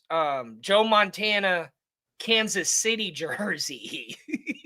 Yeah. Well, any QB is going to be way easier to get the jersey than a random linebacker. Like Ooh, that I want it. I want to. What's his name? He was a Heisman winner. He went to the Cleveland Browns. Talking about Baker? No, Baker didn't. No, Johnny Manziel. Manziel. Yeah, I want a Johnny Manziel jersey. And Johnny Manziel he's like the poster boy for incredible idiots. in college, doesn't translate to the NFL. So was he the Tua before Tua was Tua? Yeah. No. He never even played, bro. Like, jeez, man. I think Josh Rosen was the new. Josh Rosen got too much hype. Tua's not willing to beat up his girlfriend the way Johnny Manziel is. Oh, so do you guys think that McDaniel has the? Do you think McDaniel has the power to bench him if things start to go more south? That's what we're hoping. He does. That's what we're hoping now. I think we'll see it. Cap, you didn't hear my take earlier, bro? I'm not sure we see Tua play another down the rest of the season. That's what I'm hoping. That's what I'm hoping that he gives. It'll be framed with like an injury, the thumb injury. However they frame it, it's going to be for preservation. Yeah. They may. You know what, Joe? They may not frame it as injury though, because that's precisely what the image they're trying to avoid. You know what I mean? That's true. That's true. Maybe we're finally turning the corner here on that nonsense. But winter break for Tua is coming up regardless. He's got to take his winter break. I mean, on his yacht in the Mediterranean? Might as well.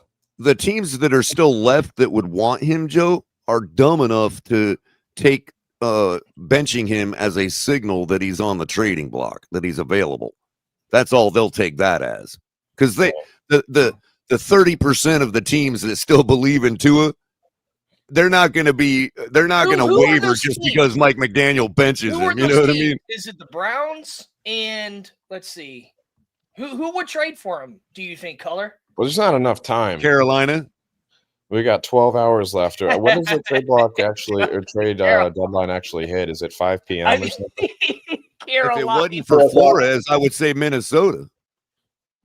Yeah. 4 o'clock. So 4 o'clock. Because with Minnesota's defense, based on what we saw yesterday, you can win with a guy like Tua in Minnesota with that kind of defense. That's what bro. Flores was trying to prove here. JJ had 4 touchdowns or 3. Oh, did you notice? What about the Titans? Well, Titans would maybe no, because they're doing the Cam Ward thing until further notice because he's a gem in their eyes. So yeah, they're not going to get Tannehill 2.0. Saints, maybe, yeah, I could see that. Raiders. When I asked AI in the offseason, Tonk, many months ago. Raiders. Well, many months ago, Tonk, that was a funny show, Color. I had a conversation with AI, and AI suggested that the best trade partner for Tua and the Dolphins would be the Las Vegas Raiders. Does AI have a sense of humor? Oh, I totally. I try to convince it all the time that it's alive, and it just don't know it. The Raiders don't have any weapons though at receiver. It's a football team that will use him to make money, bro. And if you think about it, Pete Carroll did his whole thing with Russell Wilson, and right. And who's one of the biggest besides Drew Brees? Who's one of the other comparisons they've always made with Tua? Russell. Yeah. Roll him outside the pocket and let him bomb the ball to a wide receiver, a fast wide receiver. That's and run the ball and play with good defense. That's Pete Carroll's game. And he won a Super Bowl with it, so you can't even say it's a bad game. Yeah, he had Legion of Boom, though. Well, that's the thing. That's what he's building there, though. The coaches in that division would have why their offense is so bad. Look at the other coaches in that division. You got Reed, you got Harbaugh, and then you've got Peyton. They would have a field day on Tua. Well, look at already though the one thing that the Raiders already do well, and I'm just gonna guess. I bet they already starting to run the ball well. Yeah, Jonty's been getting his legs under him. I think. I don't know. To be honest, I don't watch Raiders games that closely. That's what I'm saying. That's what I'm saying. If we put all tight ends out there for our receivers and just Tua throwing 5-yard bombs, boom. Run the ball, 5-yard bombs. Run the ball, 5-yard bombs. Run the ball. Well, and then if you're talking about as a backup, that expands. There's a lot of teams that would take him as a backup. I mean, that's what I'm saying. Sake, the Kansas City Chiefs have been rocking Chad Henne for the last few years. I know he's definitely backup quality. If another player, if the starting quarterback goes down, he's definitely backup worthy. Definitely. I wouldn't mind backup. I wouldn't mind. Yeah, wouldn't it be something if he was backing up Jalen Hurts and they made him wear number 2? That would be crazy. And they made him wear number 2. I think Vic Fangio would not let Tua enter that locker room, even though he's opposite side of the ball. Hold it down. I'll be right back.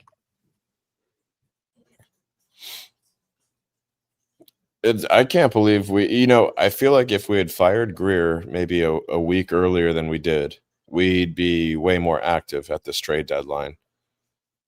I don't think there's enough time for what's the guy's name? What makes me think, Joe, that I don't think we ever intended to be active at the trade deadline. Right. I think they know now very clearly, like we do, ultimately, at least the very least, that what I keep saying about, like, you can't know what you need to fix until you fix that. Yeah.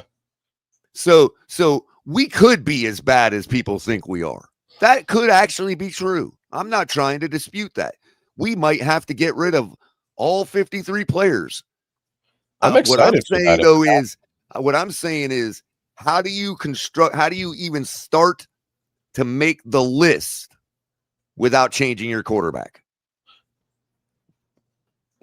No, I agree. That's how do you go to the grocery store without knowing what you're cooking? Or you know what I mean? Like, without knowing who your saucier is. if we move on from Tua, and I believe post June 1st is when you want to move on from Tua, assuming we don't trade him here tomorrow. Right. Because Yeah, I've seen the numbers. It's definitely better post. Yeah, even though it's an extremely high number, it's what is it, like 62 million or something like that this year? Well, even again at this point, Joe, when you're talking about we're 2-7, like everybody's like, oh well, if we get rid of Tua, we're gonna take a cap hit. And it's the best time to take cap. A cap hit. We've already taken the cap hit. Yeah, and we're 2-7. We definitely. We're not. The money is spent. Yeah, right. And we're going to be 2-7 next year too. It doesn't matter. You know what I mean? That's why as well take a stab. You might as well take a stab at something and try not to be 2-7 next year.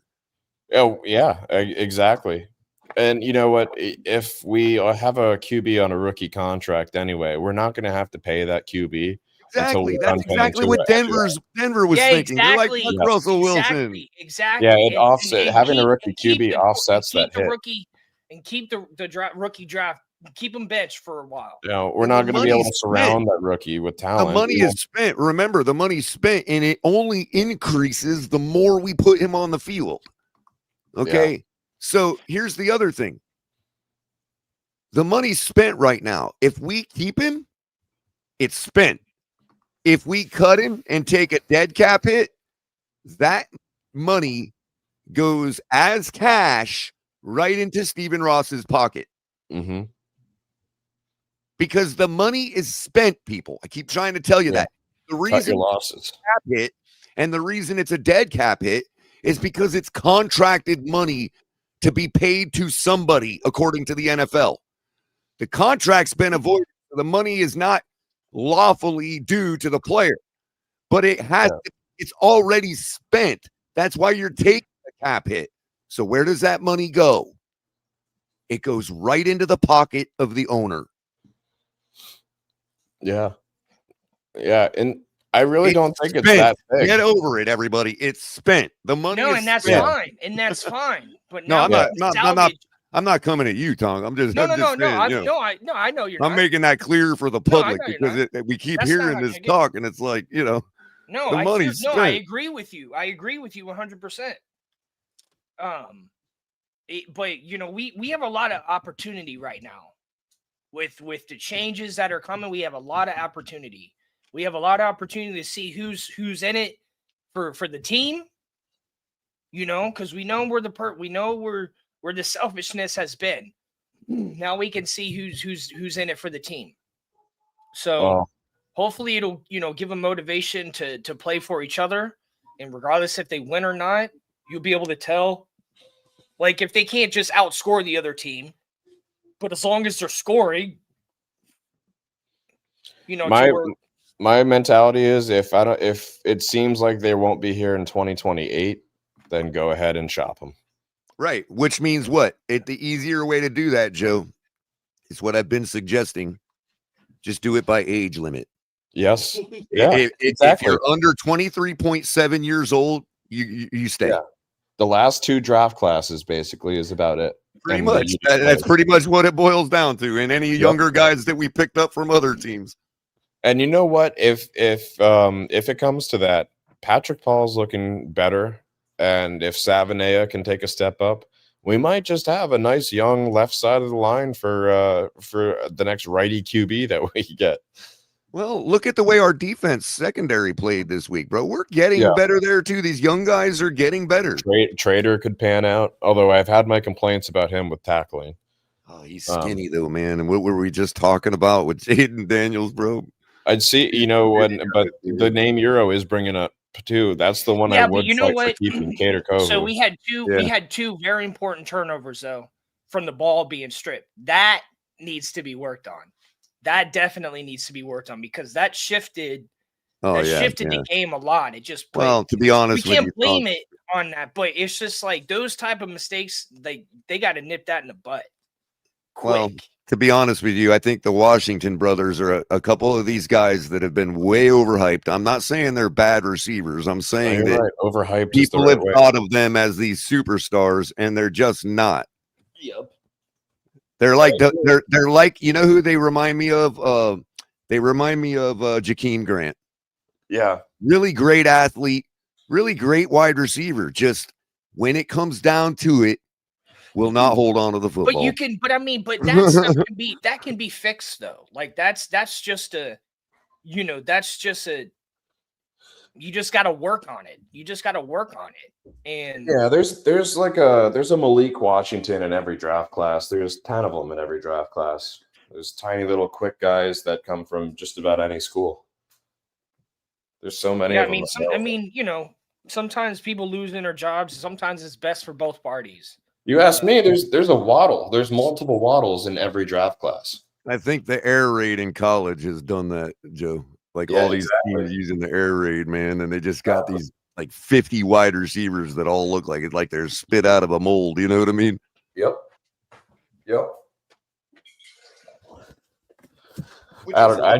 Which is fine. I get the idea because you're putting a bunch of nice little speedy targets out there for Tua. The problem with Tua is he refuses to use them. Yeah. It's crazy. For whatever reason. I mean, we could argue about the reasons. I don't think it's purposeful refusal myself, but regardless, what is the point of all these guys having all these targets if none of them get hit? Yeah, you got to be like Tua's got. I don't know what it is, man. He doesn't spread the ball. But he even had Gesicki, and like if you can't get the ball to freaking Gesicki, there's a problem. Well, any of our tight ends. I mean, people act like Miami. So there's plenty of players. Look at Julian Hill, Tanner Connor, that want to come down here. That are willing to want to be traded here or whatever. I don't know how much that has to do with them, but I'm just saying it's not like it's not a hot spot. It's just the culture. The culture's got to change. The culture's got to change. 100%. Hopefully it will now. I hope they do let Mike McDaniels really, really just have control. You need to let him have control. Hell yeah. And you know what's funny about Sonny's statement right there? Never seen Tua audible. You know what's interesting about that is we've seen on a couple occasions, Joe, over his career, the one that got his ribs busted and the most recent one and of course, when Teddy Bridgewater got blasted in the end zone. We see this all the time, like a free rusher come off the edge and blast our quarterback, right? But, we only seen it like twice into his career, but I beg to differ because when it comes to checking out of that play because you recognize that there's a guy that there's an imbalance, right? Yeah. Or as opposed to not recognizing that there's an imbalance, we see it all the time. It's just on the running plays. Right. When Achane gets met in the backfield, that's what happened there. Tua didn't check out of that coverage. So what do you mean? What do you mean? What does it mean? What does Sonny mean? Sonny, well, what do you mean? Or color? What does she mean? Well, when you call a play and you get up to the line and you see that hey, this play just ain't gonna work based on this defensive formation and setup they got here. So I'm gonna take advantage of it. So okay, so let me just give you an example of how I understand audibles. When Peyton Manning played for the Denver Broncos and he was saying Omaha.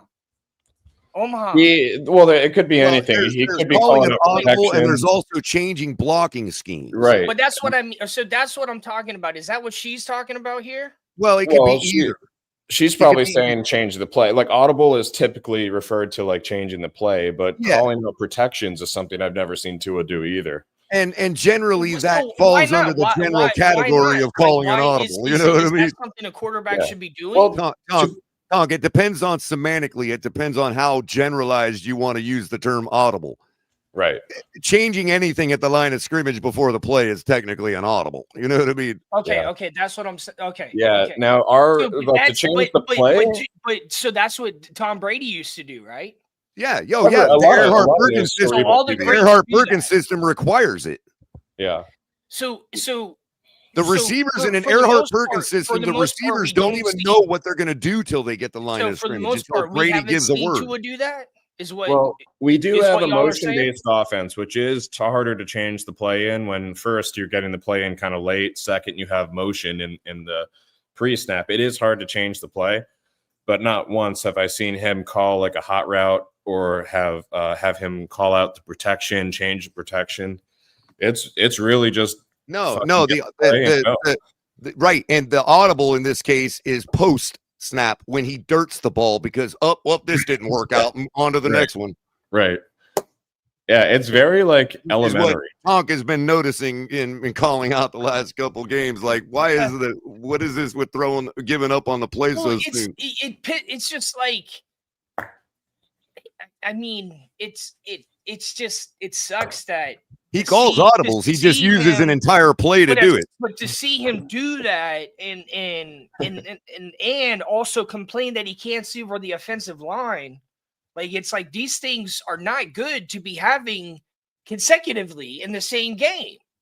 Like, these are serious errors. If you can't throw the ball and you get in trouble for throwing the ball down, that's a huge error.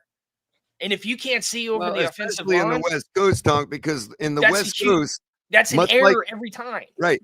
Much like the Earhart Perkins with the West Coast, the receivers a lot of the time, what gives you the ability to run different plays out of the same 2 or 3 formations is that when you get up to the line, the receivers don't even know what pattern they're going to run until the quarterback yells out that special word. In Manning's case, it was Omaha. You know what I mean? And Omaha didn't always mean the same thing. It depended on the play they called.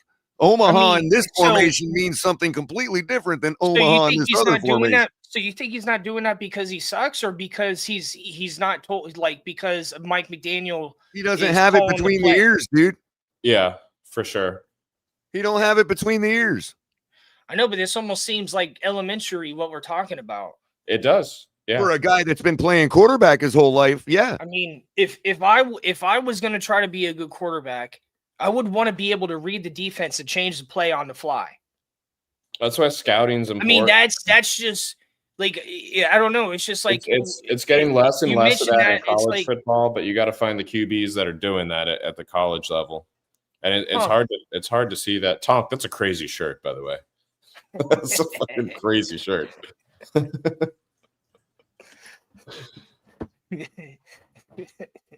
I love this shirt.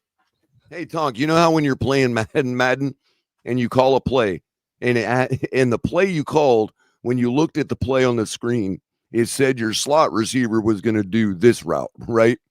And you get your lineup and you see the defense is doing something. So you hit the audible button, right? And and you're doing that because you know the play or the formation that I'm changing to is going to make that slot receiver do something different, and it should be able to put him in this open spot of the field, right? You figure all that out when you're playing the game. And it's the same thing. So basically the Omaha word, now when you hit the audible button, it's going to go to a different play depending on what you have set up in that formation set, right? On the game. Like each formation set, you could have a different audible for your A button or whatever your audible button is, but it's the same audible button every time. But you know for yourself, well, I'm in this formation. So if I audible in this formation, it's going to change it this way. If I audible in this other formation, it's going to change it in a different way. But the button is still the same A button. It's the same with the Omaha. Omaha is the A button. It never changes. What changes is what it means depending on what formation they're in. And everybody has to memorize that shit. Receivers, everybody. Exactly. That's what I'm saying. So if I'm a receiver and I'm in this particular formation and the quarterback yells out Omaha, that means I need to change my slant to a 5 and out. And that's when usually when you'll see a player run to the other side or something, right? Or they'll just change the route they run when after the snap of the ball. Like Omaha might mean that in this formation, I do a 5 and out instead of a 5 and slant.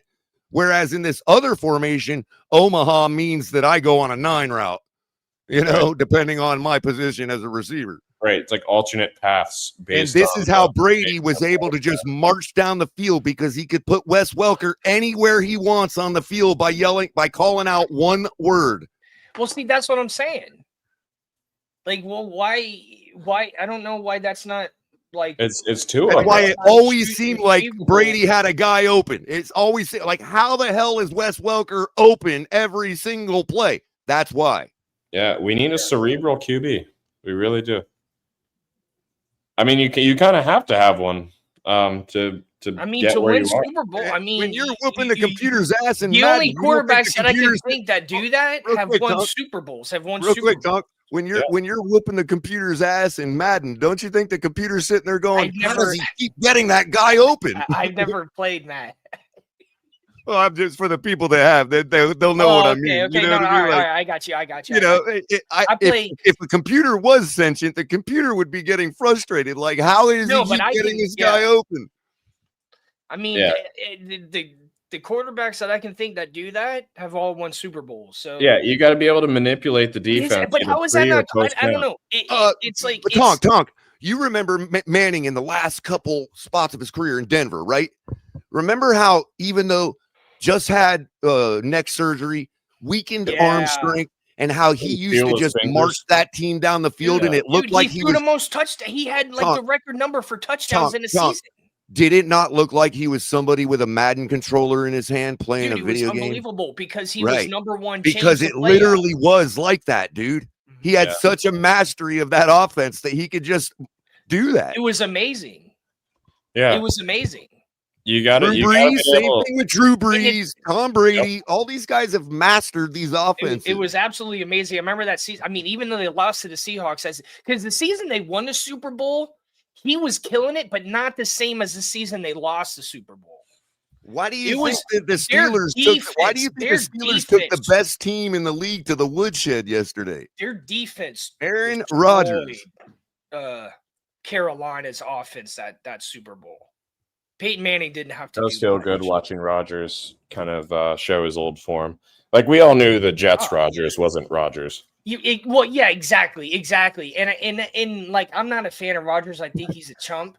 But like I was like, come on, man, I want to see. Right, but washed up wasn't the accurate debate back then, which is what we've been arguing against Joe for the last two seasons with him. The fact that he came back from the Achilles injuries, or from what I understand, as far as an athlete, is like one of the hardest injuries to come back from. Remember, he also had that sped up procedure that got done quicker. Remember? Exactly. I mean, it's just like probably had some stem cells from that.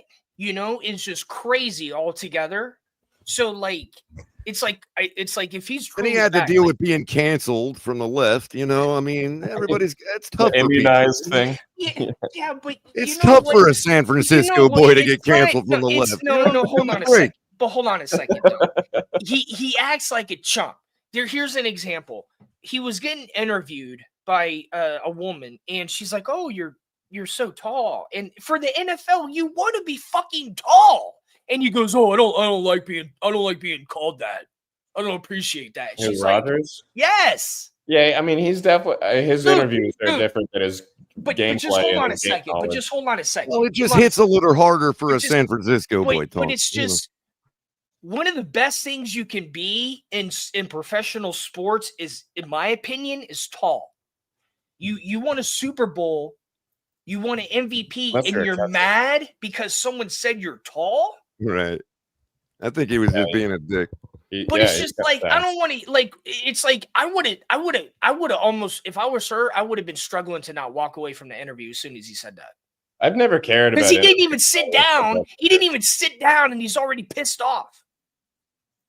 I never cared about interviews until Tua started like talking shit in his interviews. It's like she said it in a good way. She was like, it's like, dude, you're. Well, you know, Aaron Rodgers. Shut the fuck up, dude. Aaron Rodgers is a lot like James Hetfield. It's like, why are you going to take offense to someone saying you're tall? You're an NFL Super Bowl winning quarterback, and that's what makes you upset. He's kind of like Marshawn Lynch is with the media. Like he's right. Doesn't like but Joe, as far as a California guy, dealing with his fellow, no. With his fellow, hold on, real quick. As far as being a California kid, San Francisco liberal, and his fellow liberals, he's a lot like James Hetfield. James Hetfield moved from Berkeley to Aspen, Colorado, right? And you might say, well, why would he do that? Well, he moved there because he was tired of all the protesters, the environmentalists in California protesting him because he's an avid hunter, right? but he is a liberal himself. He is an environmentalist himself, and he is all about using the whole animal and Right. you know Okay. all that kind of stuff, right? Okay. So he's That's a like good what hunter. native- Like that's he's what a you know, native indigenous people and do. so he had to move to Colorado. He said because the liberals out in Colorado understand that and leave him alone. The California liberals don't. So that's why he moved to Colorado. Who is that? So James Hetfield from So- Metallica. Oh, gotcha. So Marshawn Lynch, he when he didn't want to talk during this pre thing Super Bowl stuff, that was different than giving an interview where you're sitting down like on NBC. Yeah. Like he was not an asshole to who he was being interviewed by. I don't know. It's just like I've never really cared much about. I'm just saying, it's like this is why some people just shouldn't be interviewed. Right, to Like- play like, devil's just advocate. don't get I'm wondering interviewed, if he thought she was one of those types of people, dude. Right. Like It's like, how if you have that like how thin of Trump will skin, attack people Like from she was certain like networks. she was trying to get a gotcha out of him, and maybe Right. that's what he oh assumed. man, no way, dude, no way. That's a Well, compliment. he did have That's to a deal with the compliment. gotchas for a while. Well, I'm So- not saying he. this I'm not is the saying same his. thing.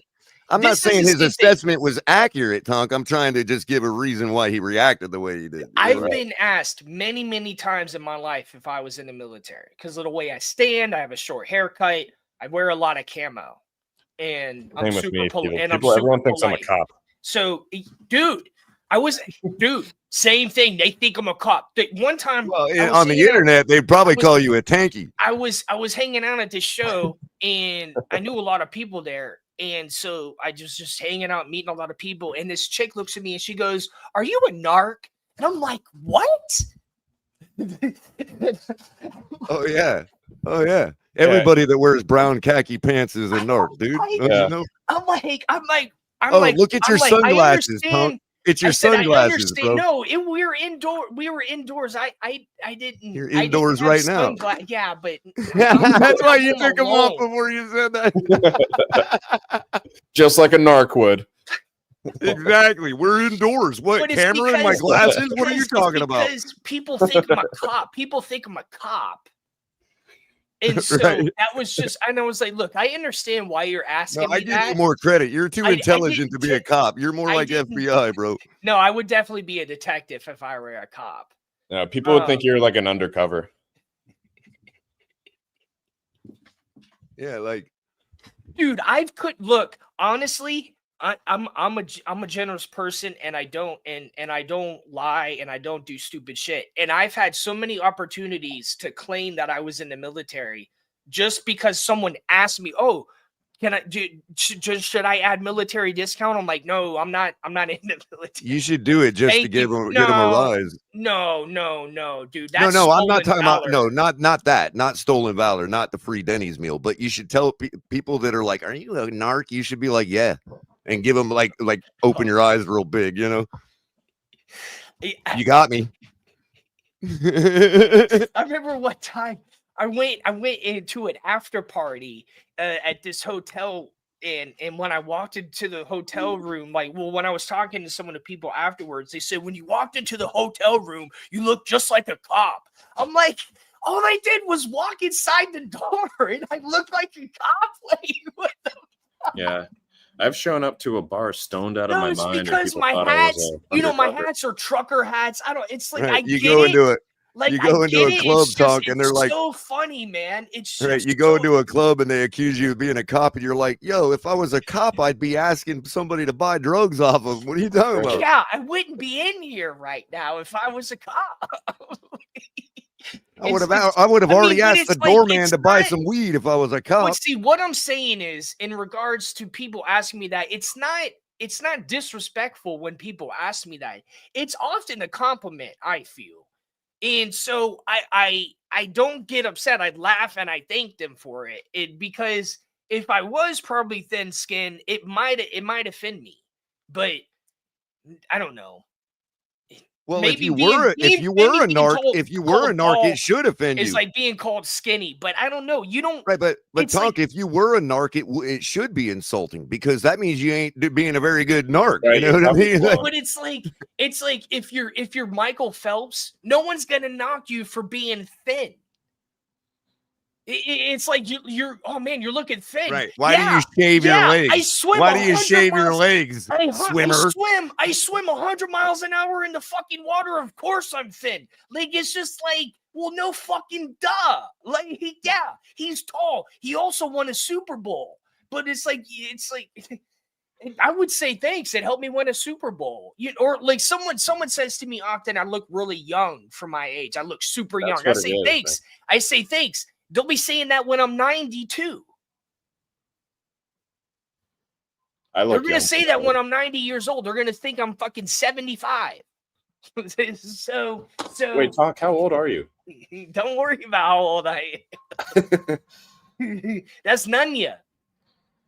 I tell you what, man. I started losing my hairline this year, to be successful. I started losing my hairline this year. Before that, though, I look like 10 years younger than I am. Here's the Russian news reporter interviewing Michael Phelps after his latest gold medal. Why do you shave your legs like woman? Yeah, exactly. You see the gold medal he right shaves here? his legs like woman. Wait, did that actually happen? It's funny. No, I'm just that would be the equivalent. It's like, yeah, dude, you're tall. You also won a Super Bowl. It's like, it's gonna be okay, man. It's gonna be okay. There's worse things people can say about you. How much does shaving your legs actually change your swim speed? Well, I mean, these guys, we're talking about hundredths of a second, dude. No, think about it as resistance. You have less resistance on your body. Right. Because when you're talking about hundredths of a second, the difference between a gold and a silver. You're talking about milliseconds here. The reason I asked Joe, all it took was one swimmer doing it. And because they got that hundredth of a second, every one of them had to do it. So, like, if your ears are like slightly big or something, like, does that slow you down? Like, possibly. Yeah. And that's the thing. You might be fast enough to overcome everybody with hair on your legs. But the moment one person did it, we can't take a chance. It's like the rain dance. You know what I mean? You got to do it. Right. It's like the sticky gloves for receivers. Exactly. And this one, even though it's it functions like a superstition, it actually is rooted in real science because it does probably shave off 100th of a second, you know. Yeah. Because I remember at the high school level, does it matter? No. All these kids doing it in high school? No, it don't matter. That's why I was asking.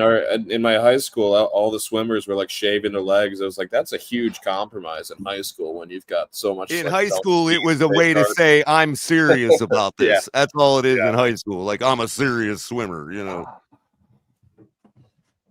It's got to be awkward for like a coach to be telling kids, like, shave your legs. Well, they shave everything, their arms, chest, all of it. Baseball players do that shit too anyways. I see baseball players shaving all their body hair. You know what? When you're standing there and them freaking nylons all night. Because like I brush up against a baseball player, I'm like, what the fuck? Bro, but when you're sitting like in a muggy environment and them nylons all night, standing in the outfield doing nothing but pacing back and forth, I'd probably shave my shit too, man. That's what baseball players look like they do. Some of them look like they're not athletes at all. Now there's some of them that look. There's some of them that are all hairy and they grease it all up. It's like, how do you? Yeah, I'm telling you right now. I'm telling you right now. Looking at him, I'm telling you right now. The great Bambino wasn't shaving motherfucking. Well, he shaved his face. He had to because he was a Yankee, right? Yeah, exactly. Because he had to. Did you see when Johnny Damon first got signed to the Yankees and they slowly took his beard all the way down to nothing? Like they didn't just make him do it at once. It took time. Like it was funny. It showed like the process of it getting shorter and shorter. Who was it like Pedroia or somebody that had to shave his big ass beard? I forget who it was that went to the Yankees that had to really shave it down. Johnny Damon. Was it Johnny Damon? Yeah, Johnny Damon. Okay. Because he went from the Red Sox, just like. Oh yeah. But I don't know if Babe Ruth had a beard before I thought he had a beard. He didn't have a beard when he played for Boston. I don't know. I can imagine a mustache, but I don't know about a beard. No, yeah, he was clean shaven. I made a joke the other night. I was at this place called Tony V's, and I forgot who was hanging out with, and the way the guy smokes his cigars, I was like, "You smoke cigars like the Great Bambino."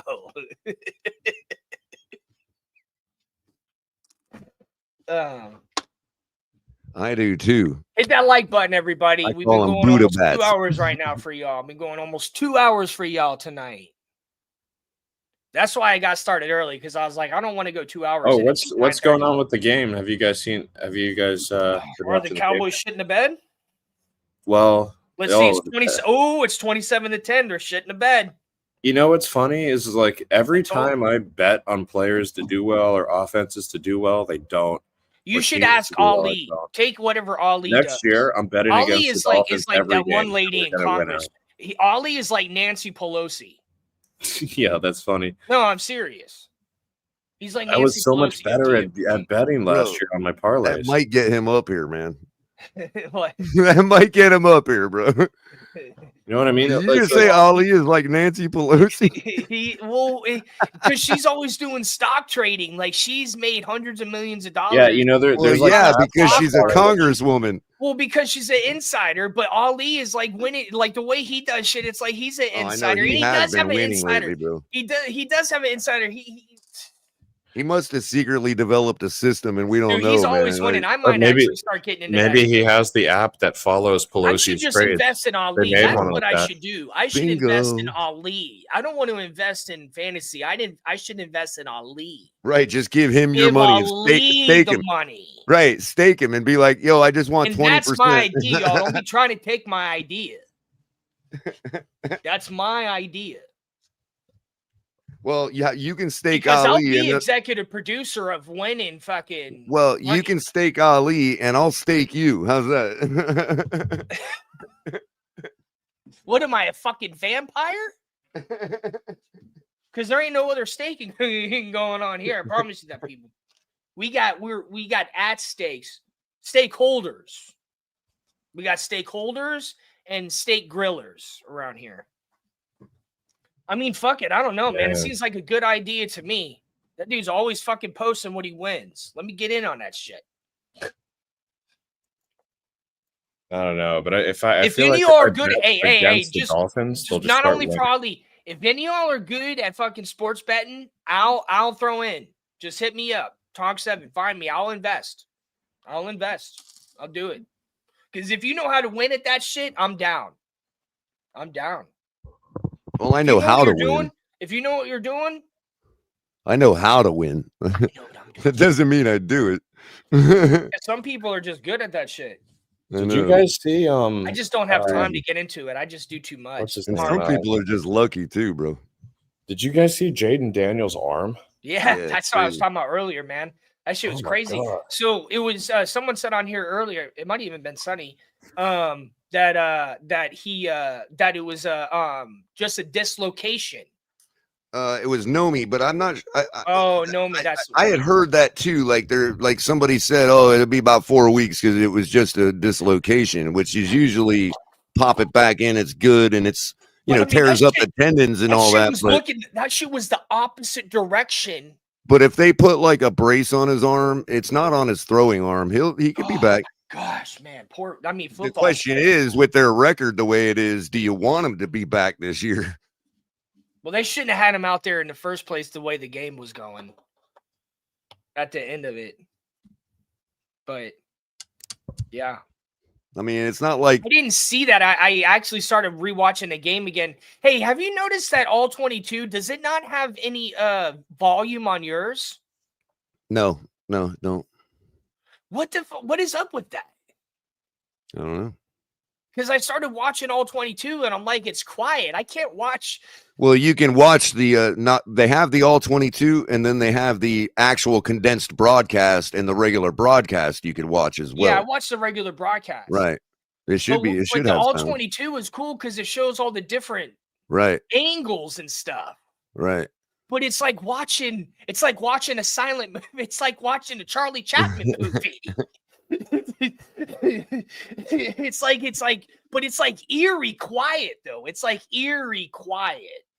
Yeah, I don't know. I was like, I can't do this, and I don't know. I can't pay attention to same. It's just too quiet. But Yeah, I like going back and watching the games. Especially with the no commercials, that's just man.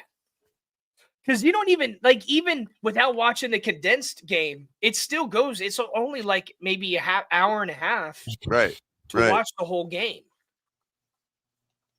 Was that Jaden Daniels' throwing arm? Like, is that gonna be like, no, it's no, it was his left arm.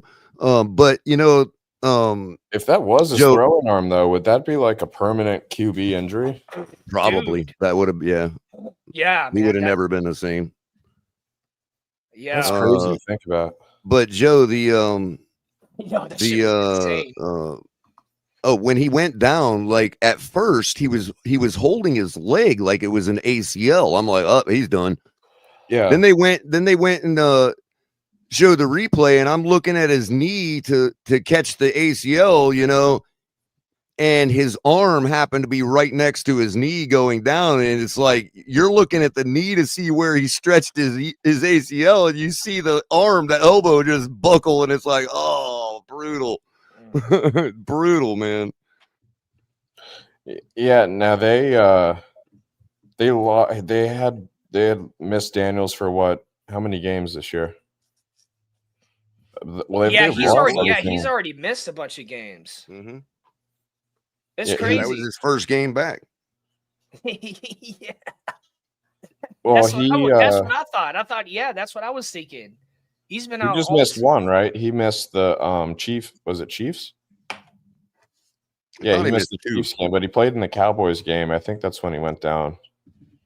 But did he miss games earlier in the year? I don't know. They may have been on a bye too.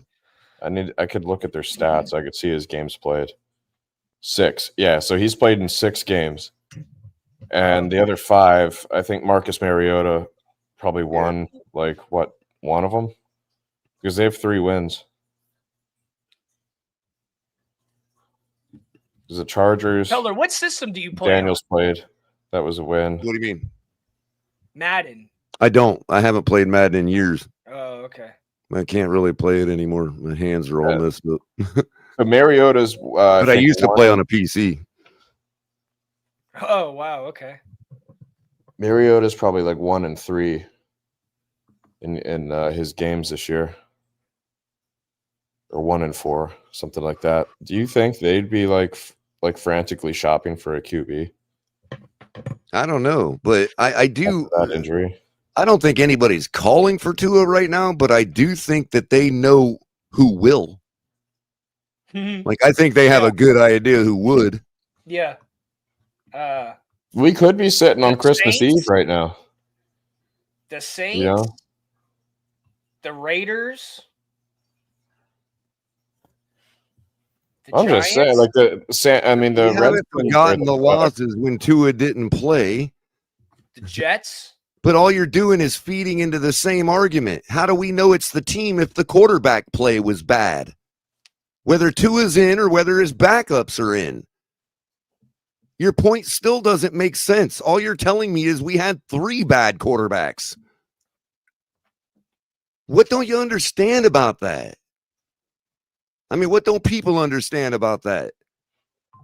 When you tell me, all you thinking all we need is a new QB must be forgetting all the losses when Tua didn't play. No, you're just telling me we have 2 more bad quarterbacks. Yeah. I want to clean that QB room with bleach. Get the what's his name, the QB coach out of there as well. Bevel. See, we have a bad team. We have a bad team, right? You keep telling 52 other guys that and then wonder why we lose and why they don't want to show up on Sunday. Well, also, keep I know telling everybody how bad they are compared to Tua, and Tua will be left to show up on the field by himself. On Nepo. And then we can find out who the bad one is. Imagine how pissed Minka Fitzpatrick was. They don't just manufacture players in a cloning facility. It's as good as you're going to get. We built this team for 6 years now. It's as good as it's going to get.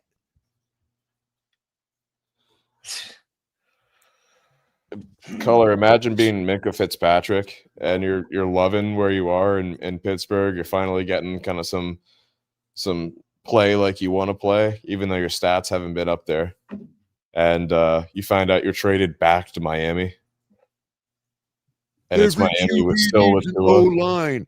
That is so dumb, bro. Like, it's dumb. What are you even saying there? Yeah, he had an O-line for most of his career.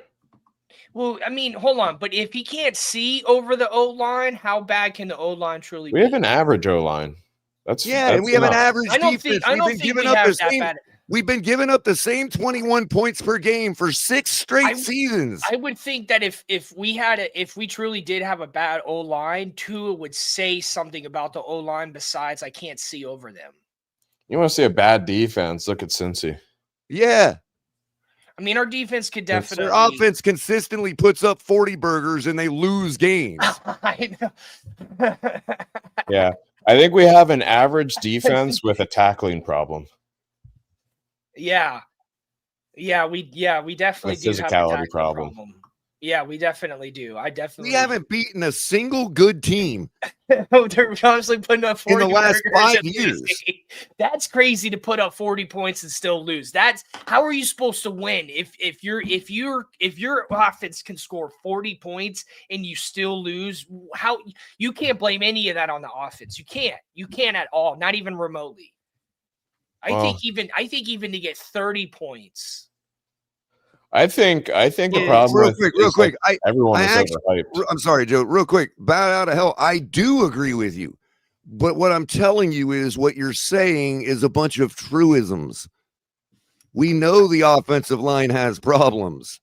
We know we haven't been a good team. We haven't been a winning football team, but we don't know how bad we are, nor could we know how bad we are without better quarterback play. Whether that's Tua or any of the backups we've had in there. Now, not a single one of them has beat Buffalo. Drake May goes out earlier this season and takes care of that in his, second season, third season? What is it? I don't know, man. I'm freaked out about how good the Patriots are at the same time as the Bills. I think third, maybe second. It's not. He hasn't been here too long. But we've got 2 signature wins in 5 years. The 2-point win against Buffalo in our house when it was 98 degrees. Okay. And the other one, was the comeback against the Ravens. It's the only 2 signature wins we have in 6 years. I just feel that there are 1,000 other quarterbacks that would have done better than that with the same exact team. That's all I'm saying. And we can't know whether I'm right or not until we get another quarterback. We just spent 5 years building a team. We want to spend 5 years building another one just to prove me right? Go ahead. We've been addressing, but I mean, we need a QB. We're about to blow it up, Tonk. So are we going to build a whole nother offensive line just to prove us right again? We have built 3 offensive lines for Tua.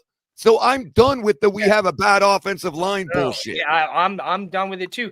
And you kept saying that stat. I don't know if it was last season or the seasons before, but you used the stat often about how long Tua has or something. Yeah, that's it's not how long. It's how many times per drop back that he's pressured. His pressure percentage. Pressure. Well, pressured was the word that you were. Pressure percentage. And it's consistently been about 1 in 5 for his entire career. And so is that good? That's good. So 1 out of every 5 dropbacks, he is pressured. That's and my really question was, what is he doing on the other 4 dropbacks that we can't win a damn game? That's good right there. That's 80% right there. That's 80%. So it don't matter what it looks like. He's not suffering the pressure. That's 80%. Even if the O-line is bad, he's not suffering the pressure. Yeah, and he can't see over the offensive line. See, there's what it is, and then there's also results. So think about it like this. If we had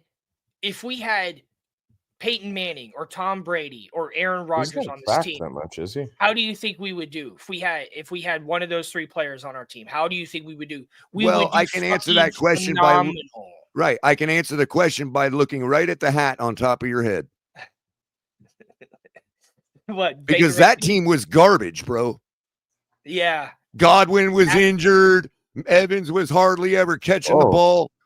You know, who knew who their tight end Tom Brady was? went down there and won a Super Bowl and Right. had him in the playoffs every teams season. with a lot Had him in the worse playoffs offensive every lines. Sight season. unseen, Tonk. But this Sight is what I'm- unseen. First year he steps in the building, going through a divorce and everything, wins Yeah. a Super Bowl. Bang. Yeah, Spare me I with used to the say- I used to Flores say- was mean to me. You know who was mean to Tom Brady? His wife. I used to say that. I used to say the joke like, "Hey guys, want to go to the Super Bowl?" like he walked in, he goes, "Hey guys." Well, Tonk, you remember that? Right. Tonk, you remember that incident where he left training camp for like 11 days and everybody was like, what's going on? And all that. Yeah. And then we find out a couple weeks later that she filed for divorce. Yeah. And it's like, what I think happened, and this is just speculation on my part, just looking at it purely from having watched a lot of drama movies and documentaries and all this shit, right? I think he got a phone call from a PI. I think he caught her red-handed. And that's what caused the 11-day hiatus. Like he had to leave. Like he got a phone call from his PI right there while he's dressing up for camp. And he had to dip out the building because he got the word and caught her red-handed. That's what I think happened. But that's just my opinion. That sucks. Because he mysteriously is out of camp for 11 days, and then a couple weeks later, they're filing for divorce. Oh. And then, on top of that, after they get divorced, who do you think she's shacked up with now? Her lifelong friend, her lifelong love, which is likely, in my opinion, It's her baby daddy. the guy that he caught her with. Well, yeah, she got pregnant by that guy. Oh, wow. You don't say. So, spare me with the Flores was mean to Tua bullshit. No, I mean This guy goes out and wins the Super Bowl while all that's going on with a brand new garbage team. I don't like that argument that like a offensive line would actually improve Tua because like the issue with Tua this year is his decision making and throwing interceptions. You give him more time to make decisions, it's just going to be even worse. These interceptions are coming with he let completely Antonio clean Brown, pockets. He let Antonio Brown live at his house. Yeah, if anything, that quick release is helping him in the greatest way. Dude, if not, he'd have double the interceptions. That's what I'm saying. Like that is a powerful stat for Tua right now. That is a very powerful not stat. that bad either. It's a very powerful Well, stat. Tonk, I can offer an explanation as to what he's doing on those other 4 dropbacks. He's shitting the bed. He's dirting the ball. He's exactly. He's dirting the fucking ball so much that we get negative 10 yards. Or he dumps it off on a screen to Achan. We had negative 10 yards, and you don't think a quarterback is going to make a difference? We had negative 10 fucking yards? And a good O-line does not make every quarterback better because I looked at the O-line stats rankings, and I believe Carolina is like 3rd in the league right now. A good quarterback makes all the players better. CCRR is right. It is like the longer he has to throw. It's not like when Tua makes one read. It's not like it's because he's limited, like he can't read. His multiple reads. The problem is when he makes multiple reads. He makes it it's like so your stat is like he still sucks. Every position group on the team makes the team better. That's the 4 out of 5. Real quick, a better O-line would make our team better. Okay, but the question always comes down to, what happens when the team has a tummy ache? That's when it's time to be Patrick Mahomes. No, Rodgers with the Packers or the Steelers. If Rodgers went to Miami right now, he'd light it up. It's the same team. The Steelers and the Jets are the same team. One's got better freaking organization, the other doesn't. Yeah, the Jets. I mean, if you know, coordinating and coaching. Well, I'm but speaking of the but I'm parity in just the saying, league, Tonk. but you know what? All But you these know what? teams are the same, bro. Bruce Arians even kind of said that he kind of gave the offense to Tom Brady. He said, "Look, I want you, like, we're gonna have someone calling plays, but we're giving it to you. We're letting you do it." And that's Mike Tomlin's that's like, almost like small government. and you Mike know? Mike Tomlin tells Aaron Rodgers coming in the building, "It's your job now. Leave me out of it. I don't want to be bothered with your offensive nonsense. Exactly. Let him. I got Let work him to do do." his thing. Let him do his thing. Let him do his thing. And Let they him do just his took thing. out the deadliest offense in the league right now. They just took out the best team in the league. Not that Robert Salah couldn't do it. I don't know. I think it was more on the Jets. I think that the Steelers, Mike Tomlin's been in charge for a long time. And you know what else? Even So if you have a good offensive line, what he says, there can only be one number one. So what happens when when the defense is just better than you in a day? That comes down to your quarterback making a difference. The offensive line is not going to make Tua throw the ball better. I've said the same thing since I started doing it. Joe, you've been listening to us for most of this time that I've been talking. Yeah. In the last 6 years. Who makes the quarterback better? The quarterback? Thank you. Who have I ever said is going to make Tua throw the ball better? Tua. Because he's the only one that can. I pan to Brady when I give Not gonna examples, be, but he was John the one that Beck. he's been very That's what vocal. he met with that 1 year. Brady has always been very vocal about his process. He says he was the first one in, he was the last one out. He'd get multiple massages a day, giggity.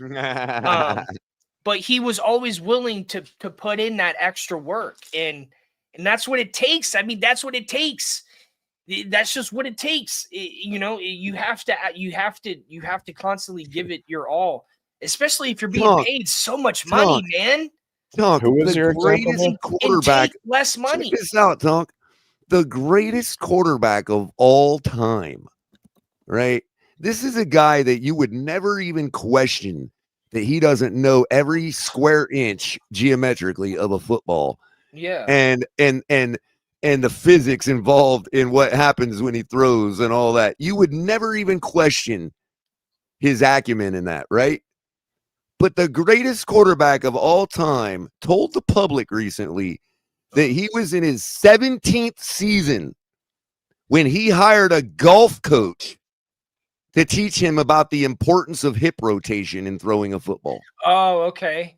Because he was getting weaker as he's getting older, and he needed to find more power. Now, you would think the greatest quarterback of all time needed a golf instructor to tell him that in his 17th season? What, Tiger Woods can't help? The point being is nobody is above improvement. Yeah. Oh, yeah, exactly. Oh, yeah, 100%. And there's only one person that can do it. Oh, 100%. That's what I'm saying. Nobody called up that golf instructor but Tom Brady. Nobody went out there and met with that golf instructor but Tom Brady. Bill Belichick didn't do it for him. No, man. His offensive line didn't go out there and work with a golf instructor. A lot of my success, especially in music, is because I've been so willing to take that extra step to talk to that person, to make that connection, to do this. I've never been passive. I've never allowed my current success to try to carry me. I was always willing to do something else. And a lot of times, all I was doing more in those situations was just listening and learning, and not trying to be the one talking, trying to be the one improving. And well, Tonk, when I've been around all these very, Tonk, very the successful people. Right, Tonk, the easiest, and you know as well as I do because you watch baseball, so the easiest analogy to make is the pitcher in baseball that gets older and he has to learn the curveball and all that because he doesn't have the power he used to, right? He can't just blow the ball by batters anymore, right? It's as these quarterbacks in the NFL, as their bodies now are starting to outlast their arm strength, They're now having to face the same dilemma that major league pitchers do, where they have to adjust their game. They have to use their brain and their hips a little more than their arm. Tua's coming into the league like that.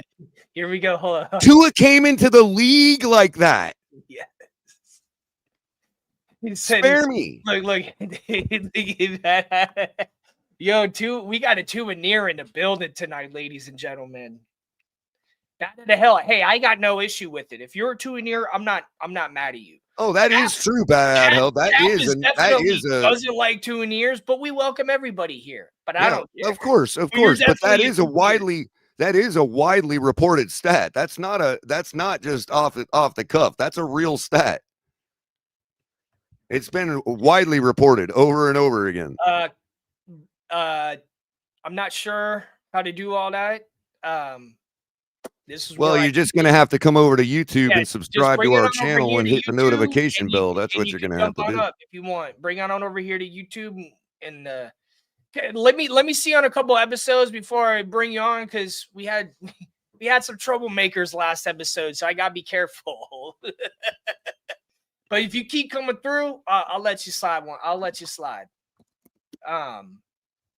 But if you want to get more people over on Kick, stay over there and be our Sentry, man. Otherwise, you're just a bot. Because we're trying to get going on Kick. You don't get many people on Kick, so you're the first one. Be our Kick liaison. Let's run it. Right. So if you don't want us to think you're a bot, start propping us up on Kick, man. Hey, respect. This is respectfully though. This is respectfully. All respect due. Thanks everyone for the comments tonight. Make sure to like, share. I like how my view, like the amount of viewers have been going up. I like that. I don't always get to 300. CCRR, you saw what happened to 300. You saw what happened to me, CCRR, 5 years ago when I told EM that Tua didn't belong in the NFL. You saw what happened that night. Turns out, who was right? Damn.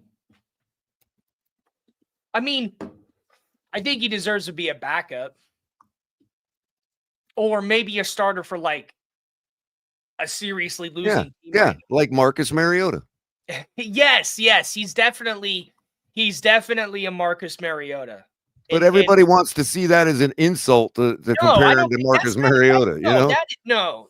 Mariota has thrived in this league as a backup, and he's making millions of dollars doing it. Keeps the game going. Okay, you keep the game, you keep the team in the game by having. That's because Marcus understood himself. Marcus knows himself. Boom, that's fine, and there's nothing wrong with that. He's owning himself. Yeah, right. Running. He's a much more put together person than Tua. And that's why he's comfortable in his role in the league and making millions of dollars doing it. A journeyman in the NFL as a quarterback is not a bad gig. Right, Tonk. I keep telling everybody, every one of us that played this game had to leave at a different point. It's inevitable. You can't play it forever. Some of us get to become the GOAT, and some of us have to leave in high school. But we all have to leave the game. We all have to accept how good we are in this sport. There are so many people that enjoy playing it in the world, and there's only 1,600 something NFL players. Like, everybody has to leave at some point. And the quicker you understand when that point arrives, the quicker you accept it, the quicker you're comfortable with being a millionaire backup journeyman like Marcus Mariota. So credit to him. I don't have no problem with Mariota. No, I would never want him as a starter, but whatever. No, I'll take him as a backup any day. I'll take Tua or Marcus Mariota's backup. Nick Foles is another one. Nick Foles is actually good enough to be a starter. I would have but him. He never had the will to be. At least he won a Super Bowl, though. Well, Tonk, I learned a lot about Nick Foles with that whole Super Bowl run. Dude's a great human being. And the whole thing of it is, man, he's good enough to be a starter. He was good enough to have done that every year of his career. Yeah, he just didn't have the will because he answers to a different person, bro. He's very, very devoutly Christian. You know what I mean? And so his whole worldview is not football. You know what I mean? And that's okay. The guy steps in for Wentz and wins the Super Bowl to finally be able to prove to everybody I could do this anytime I wanted. but I don't answer to this power. You know, I don't answer to the NFL and to football and all that. That's what, you know, I He respect be him for answering to that. that money.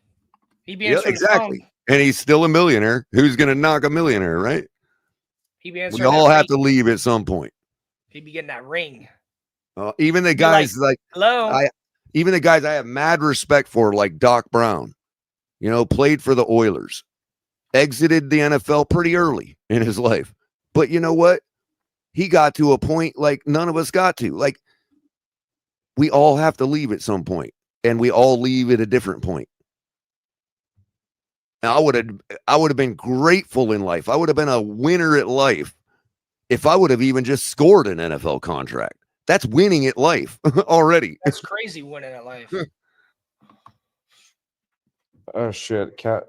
Oh yeah, CCRR. I mean, you're literally got a buffalo avatar on right now. Nobody I know. Nobody can argue with your consistency, bro. We're only going to take you so seriously. We promise you that. No, I meant that nobody can argue with his consistency as far as wanting change with the Dolphins. You know. Oh yeah, It's driven him to the point of changing his avatar every week. I just take things at face value. If you got a Bills thing on, I assume you're a Bills fan. That's just, I don't know. I wouldn't walk around with this hat on if I was a Saints fan. And I would say real quick, I would just correct CCRR on one little point. I've been right about everything I've said. Not just some, everything. The difference is that in my role as a show host compared to your role as a chat bot, no offense, with all due respect, I have to like give up on certain arguments for a little while and just let them have their day. You see what I'm saying? So everything that I've thought and said, I have been absolutely correct about.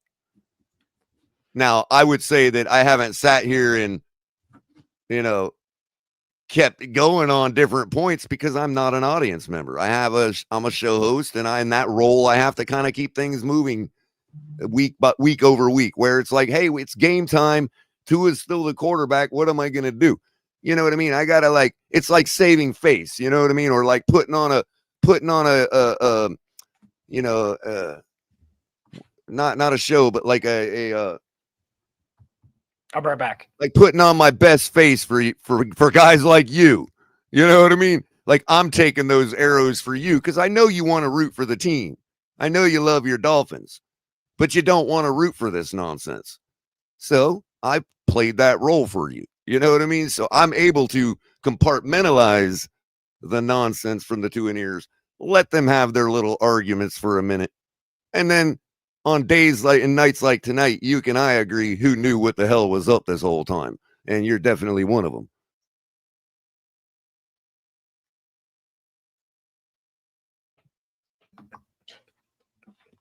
Yeah, I have an option to early cash out. Well, still think. See this question now. You just actually you narrowed down who you could that your identity. Now I know that you're actually using a burner account, whoever you are, because there are a select few people that would still ask me a stupid question like that. And they're usually the propagandists in the community. So I know you have to be one of 3 or 4 people using a burner account that I know. So I love this shit so much. I never said he was better than Tua. God. I said that if he was better than Teddy, he would have to be better than Tua. That's what I said. And I said Teddy was better than him. So how is that saying Skyler's better than Tua? Which, by the way, he is. So what? Oh, man, I've been laughing so much tonight. I bet you Skylar Thompson puts a ring around his finger before Tua does. Ooh. You want to make that bet? I'm willing to make that TMJ, bet. man. I don't know if anyone has TMJ, but that shit sucks. I do. It's like I can't laugh for long periods of time anymore because I'm getting so sore. I know exactly how you feel, man. And you got to do something about it now, or you're gonna have migraines for the rest of your life and shit. Well, what can you do about it? Go see a dentist. But what can they do? I don't know, but they can do more than I can do. I know that you can get massages.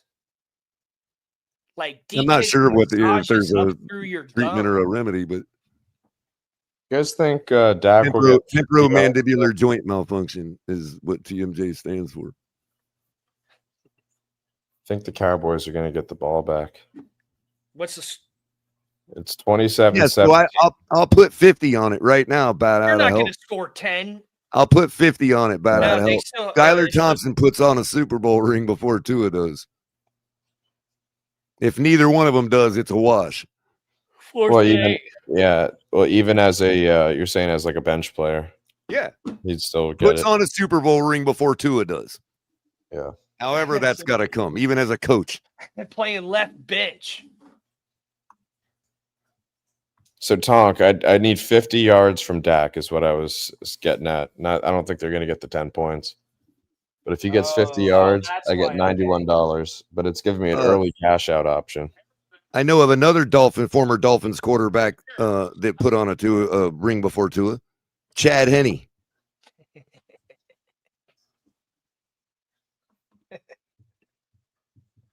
I always forget about Chad Henne, like as a Dolphin. But you didn't forget about Channing Crowder? No, man. Dude, that was like the end of an era when we were actually when we had some real linebackers. You didn't what about Bob Greasy? No, I'm talking about defense. I'm talking about I don't know. I want to see a Greasy jersey, Bob Greasy jersey. I can't hold on and clutch the Marino years. You'd have to just order really, a custom or one and just any put of that Greasy. because I became actually following the Dolphins after all that when we had Pennington and beyond. So I always held on to the defense, like Jason Taylor and Zach Thomas. Never had a doubt. It was the epitome of our team. And I feel like we've never had that standard with linebackers and pass rushers. Cameron Wake from the court. Yeah. Channing Crowder's a high motor guy. That's why he's great. He's a dog, man. Yeah. And you notice though, he ain't. I don't know if it's coincidence, but a dog like him is calling out the real problem in Miami. Yeah. Go figure. One of the few on QAM that ain't afraid to say who's who. You know what I mean? I'm thinking I should have taken my early cash out. It just disappeared. It's 3rd and 19 for Dallas. Ugh, brutal. I was looking for to see. They're out of timeouts, and it's up to 2-1. I could win $50 instead of 150, or I could lose everything. Oh, damn, man! What are you doing to me, Vegas? Yeah, I should have taken that early cash out. I was looking at it's so much greater of a win to let it ride, but I knew that. For me, it depends on the R&R. If you're talking about a $2 bet that had a real high R&R, it was an $8 wager for a $91 payout. I took. Tell him, Sonny. I mean, fact is fact, bro. Pickens over 4.5. Be careful trying to read that bad out of hell. I don't want you to get fact hurt. Is fact. And let me just say again, we want to ignore Waddle dropping 3 footballs in that game, which is why Waddle is probably going to be traded as quick as Jalen Phillips was. Yeah, well, we're prepared. Do you think Cincy will hold on to Flacco for next year? Maybe. Let's run it. Burrow goes down. All I know is I can't wait till we trade Waddle, dude. Yeah. Well, I'm excited. As soon as he's no longer a Dolphin, I'm gonna have Big Nick on my side, and I can't wait, bro. You see what I have Big under Nick my will, name? Big Nick will go. Big Nick will march with anybody crapping on a player that's not a Dolphin, bro. So I can't wait till Waddle gets traded, man. I got so much more to say than I ever have. Mr. Head, you mean Mr. Hedge your bets? I think we should trade that 3rd we just got with Waddle. So Crowder, next time you have an event, man. Next time you're trying to have an event, man, let me know. I might be able to slide. Right on. You trying to do something like that? Yeah, I figured he was raised right. Let me know. That's why he's still home. Because I'm down to slide with cool ass shit. I'm down to slide, man. I do cool ass shit. So if you got something going on with former players, let me know. Oh yeah. Let us know. He's Let's probably see. talking about attending an event. But yeah, You said he coupling threw that it. third round pick with Waddle, yeah, turned it into like a At a round charity, first. but a charity event we did. So Oh, let's run it, man. Cap has been trying to do stuff like that. I remember years ago he was talking about trying to do stuff like that with former players. I've checked his He stats was- in that game he about was out of on- hell a he was dozen on some- times. He was in some group with Cap knew some people in a group that was with former players. His stat line is missing a potential 150 yards if Waddle catches just 2 of those freaking footballs. We're gonna have an exciting offseason. I think there's a lot of sparks that'll fly. Because the only reason I'm bringing up Waddle dropping those balls is because everybody knows if Tua would play that game and the results would have been exactly the same, they would have been blaming Waddle for failing Tua. Sure. I'm done playing this semantical, two-in-ear Marxist bullshit speak game with people. I'm tired of it. You know damn well if Waddle drops those 3 footballs in that game and the game goes exactly the same way with Tua, y'all are blaming Waddle, and Waddle would have been traded a lot quicker than tomorrow. So stop it already. Jesus Christ, man. What do you hate the guy so much for? Why don't you go to Pittsburgh and protest in their fucking parking lot? He will put a Super Bowl ring on his finger before Tua does. Mark it.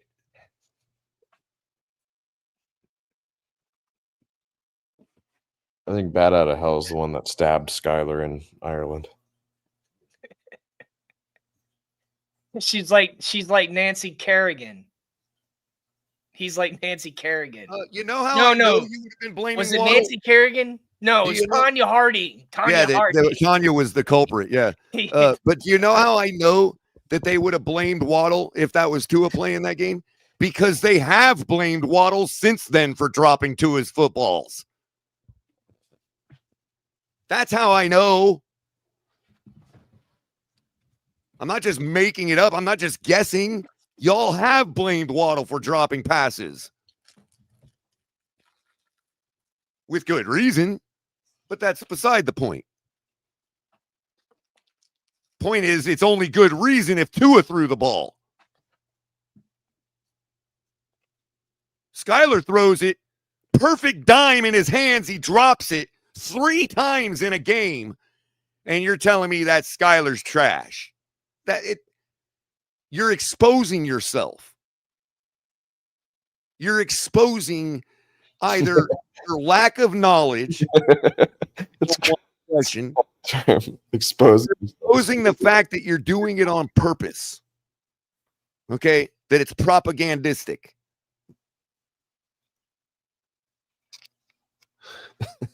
And why are we even talking about Skylar Thompson?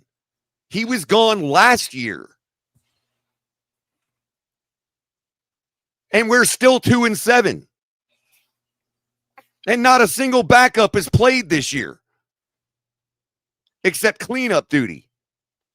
Or I should say mop-up duty. Cleanup is when you win. Mop-up is when you put a bunch of shit on the field.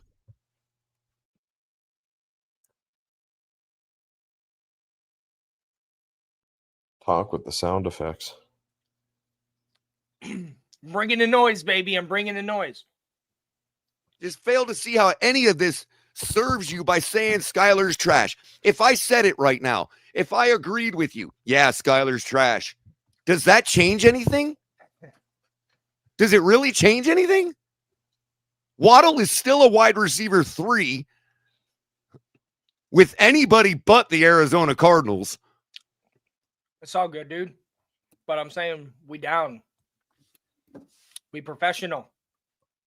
I don't know. Dortch looked pretty good today. Oh, Dortch can catch the ball. Yeah. Which is why I don't know why we got rid of him. We don't gatekeep, though, so don't be gatekeeping. Don't Wait, be we had don't be Dortch? telling us. Yeah, we had Dortch in here for camp. Actually, I think we had him last year, and he made an appearance in a couple That's games. right. That's right. He was good with the team he was before we got him. We're gonna get traded. They're gonna trade Tua to the Saints or the Jets or the Raiders for draft picks. But you know what, Joe? Dortch is one of those guys that is in that same mold of the Washington brothers. So we just went with youngness in that case. It's no different. Here we go, Why Color. are we hating on Waddle now? Here we go, I don't Color. hate on anybody, first of all. I've been saying the same thing about Waddle since he got to this team. Go watch my history. Like the channel. Yeah. We should have traded Waddle 2 seasons ago when we still could have got 2 first-round picks for him. It's not H3. When everybody was still fooled. So you got H1 for his so hold on. History Channel goes H, it's H and then H2, but instead of H3, it's HC. Right? Yeah. Historical color. When I said we should trade Waddle 2 years ago, everybody laughed at me, made fun of me, and told me I was an idiot. Right? Yeah. They told me I was hating on Waddle. Now we can't get shit for him, and what are we gonna do? Trade him. You don't hate on people. You just call it like you see it. You don't. That's not hating. There's a lot of things to not like about Waddle. He's injury prone. He jumps Joe, is back when he doesn't need back to. then when they all started making fun of me, I told them all that they were fooled, not fools, but they were being fooled. That he wasn't as good as people thought. That it was all because he's friends with Tua. Okay, and all that nonsense. He's part of the Alabama crew, okay, and all of that. He became a fan favorite because of his stupid little childish fucking touchdown dance that he had the owner doing. Okay, I told everybody they were being fooled. Okay, and now I'm saying, how does it feel to be a fool? They feel like this now. And the reason we're fools is because we could have got 2 firsts for him back when the rest of the league was still as fooled as y'all were. It's like Waddle. Now nobody's fooled anymore. Everybody knows Waddle's mid. And he waddled. Look, a guy named Waddle waddled. Wow, what? And even if Waddle ain't mid, everybody knows we can't prove he ain't. So who they're not going to give us anything for him. That's like, look, a human drank water. Who would have saw that? We'll get something for his speed. That is where he's still valuable for a team like Kansas City or, you know. My last name is Webb, so that's like me saying spider web. Well, the problem with Kansas City is they like to take wide receivers that can catch the ball. That's hating. I'll take that as hating right there. But I'll say whatever I want. It's my show. Although, I don't know, past couple seasons, Kansas City's catch rate's been like 50%. Maybe Waddle would fit in there. I think Waddle's another one of those guys where Tony. people overrate him just Tony because of the investment. Waddle was a high draft pick. Yeah. He was. Like Jamar Chase level. He was right after him, I think. Yeah, I know. And that's why we couldn't. That's why everybody thought that's why everybody made fun of me when I told him we needed to trade him after his second year. Yeah. Yeah, while the rest of the league was still fooled as well. Now we're begging to get a first for him, and no one's biting at all. Laughing at us. We're acting like he's Christian Kirk. Hopefully with Greer gone, we're not making these stupid ass decisions anymore. Christian Kirk got a bag from Jacksonville. What's he done since then? Well, Jacksonville, I think, is another team kind of like us where they didn't get it right. Exactly. So that's the only people we're going to get anything for Waddle from. Yeah. Same with Tua. And they're over there shopping Brian Thomas Jr. as it is. Wow. We were hating, though. We were stating that fact. He didn't hate. Right. Why is everything hate? Again, I'm not playing this. I'm not playing in the Marxist newspeak paradigm where everything is fucking hate, where every little criticism is hate. I don't play in that paradigm. I didn't even know they played together until look, hate has a very specific definition for me because I function in the real world. So stop with the bullshit. Okay. Really. It's all you're telling me is you're a lemming for a bunch of Marxists who have already owned you. They already have control of you in your life. You need to get out while you still can, bro, because this is just football. Okay? It's just football. You don't got to bring the Marxist newspeak to football, bro. Nobody's hating on anybody here. Except hating on Buffalo. Yes, we're hating on Buffalo. Oh, Sorry. man, the Marxist speech. It is, bro. It's like hate. Stop hating. Like, does hate have a real definition anymore, Tonker? Has that word been captured too? No, because I get hated on out here. But is it everything? If I told you, bro, But there's, I but don't they- like the they were hating Buccaneers, on me. bro. I don't like the Buccaneers. Is that hating on you? No. But that's what they would say. Yeah, no. The hate I've had was direct. People trying to hate on me because they see me making moves. Right.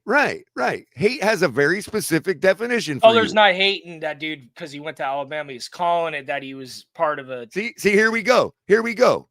Sorry for hurting my feelings, bro. See, now you're going to try to emasculate me. See, now you're actually hating right now. That's actually hate.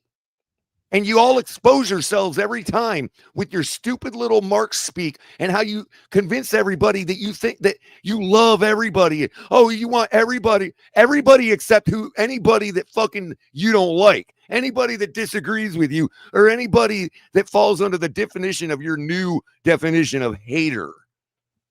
So go fuck yourself. I really don't have any empathy for you at all. I don't care. I'm not required to. I don't care. Marx is not taking over the world. He was a failed German psychologist or philosopher who's all of his goddamn fucking ideas have been fucking debunked and fucking ridiculed. Okay? He lived in the 1800s.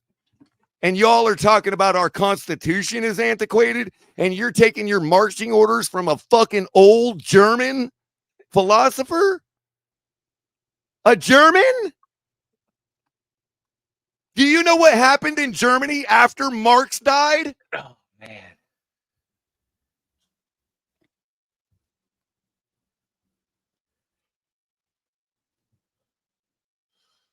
man.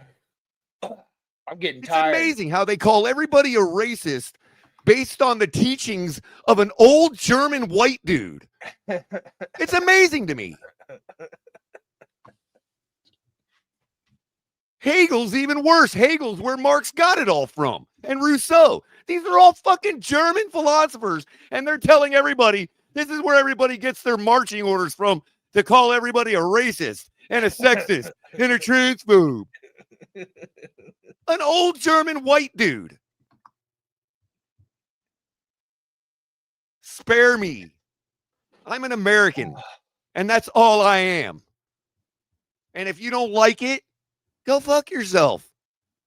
That's the same response you're going to get from an American. That response is what makes me American.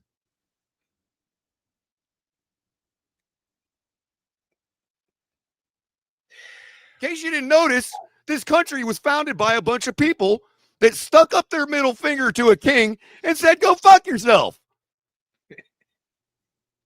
Sorry if that's my culture. They even used a bayonet sometimes as a middle finger. So if y'all think you're right and you're going to destroy the whole world and rise up from the ashes, then put the fuck up or shut the fuck up. We're waiting. This whole country is waiting for y'all to make a fucking move. Because y'all are the ones out there claiming you're going to fucking make a move. Make it. Yeah, we honestly don't hate here. We sometimes we get mad and call out things, but we don't hate. I've Funny how nobody fights against the Second Amendment anymore now that they realize they're going to have to arm up. When they realize, we actually have to fight for our Marxist bullshit. So now we're for the Second Amendment. Who knew? No, but we don't hate here. Cap's never been a hater. He wouldn't hang out with me if I was. And we like to have people who call it as it is. We've had 3 shootings recently in schools, and not one Democrat has come out and said anything about gun rights. You notice? Isn't that interesting? No, they defend All of a it. sudden, we're all for the Second Amendment again. They defend it. The Minneapolis mayor defended the shooter. That's just crazy. My point is, we were never against the Second Amendment. We were only against the Second Amendment for people that Marx tells us is racist.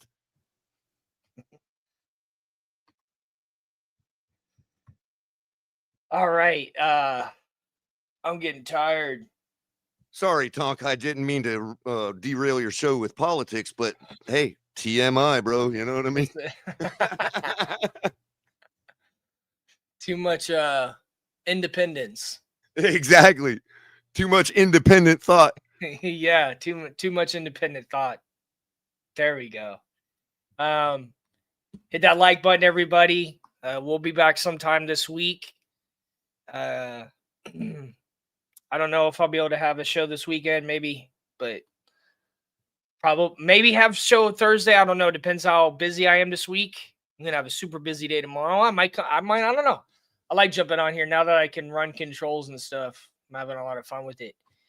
But thank you everyone for being here. Thank you, Joe and Color, for joining me. Thank you everyone in the comments. There ain't no hate. We can debate all day. There's no hate. Yeah, for the record, I don't think anybody here is a Marxist. He just argues like one, bro. That's all I'm saying. I understand what you're saying. I've known you. I know because you that's how we were taught by our school system to argue like a bunch of Marxists. I'm not saying anybody's actually Marxist, but they all argue like they are. It's ridiculous. Go read Saul Alinsky's Rules for Radicals. You'll understand what I mean. If you know, he calls it like he sees it. That's Color. Rules for Radicals sounds like an awesome band name. Rules for Radicals. Yeah, there I you know, go. right? Rules for Radicals. He was way ahead of his time. Rules. There's definitely for out here. There's definitely rules for radicals out here. Oh yeah, the number one, actually from Sun Tzu. I come to find out. Blame the other side for doing exactly what you're doing. So you keep projecting that I'm a hater, and all you're doing is telling me what you would do if you didn't like Tua. Critical thinking, man. You would be a hater. That's definitely a very important term. I don't think we should. I don't think we talk about enough anymore. Is critical thinking. Definitely. In all ways. And don't be afraid to ask questions. Asking questions is not the same as questioning something. Because asking questions is how you learn. And asking questions is not making a statement of position either. No. It's asking a question. People take that. People have taken that from me a lot because I ask questions and they take it. Sometimes they take it offensively when I'm not. I'm Right. trying to learn. It's like if when I first asked the question, should we trade Waddle? Oh, you hate Waddle. You're an idiot. Yeah. You know, like, hey, You just inquire. I mean, look. Jimmy Johnson traded Herschel Walker, people, in the prime of his career. Bing, bang, boom. And we've been trading shots. They won like 2 Super Bowls after that. Damn, that's crazy talk right there. Herschel Walker still talked about at Georgia. They still talk about Herschel Walker. Yeah, and you know what? When he went to Minnesota, he did absolutely zero in his career. I don't ever. But Jimmy Johnson was right. Damn. Talking Color. I'm gonna see y'all later. I'm gonna bounce out of here. All right, I'm out of here, y'all. Right on, everyone man. have Thanks, a nice Mark. night. Appreciate you doing a show tonight, man. Yeah. Thank you for everyone in the comments. Thank you for being here with us. We'll see y'all next time. Peace.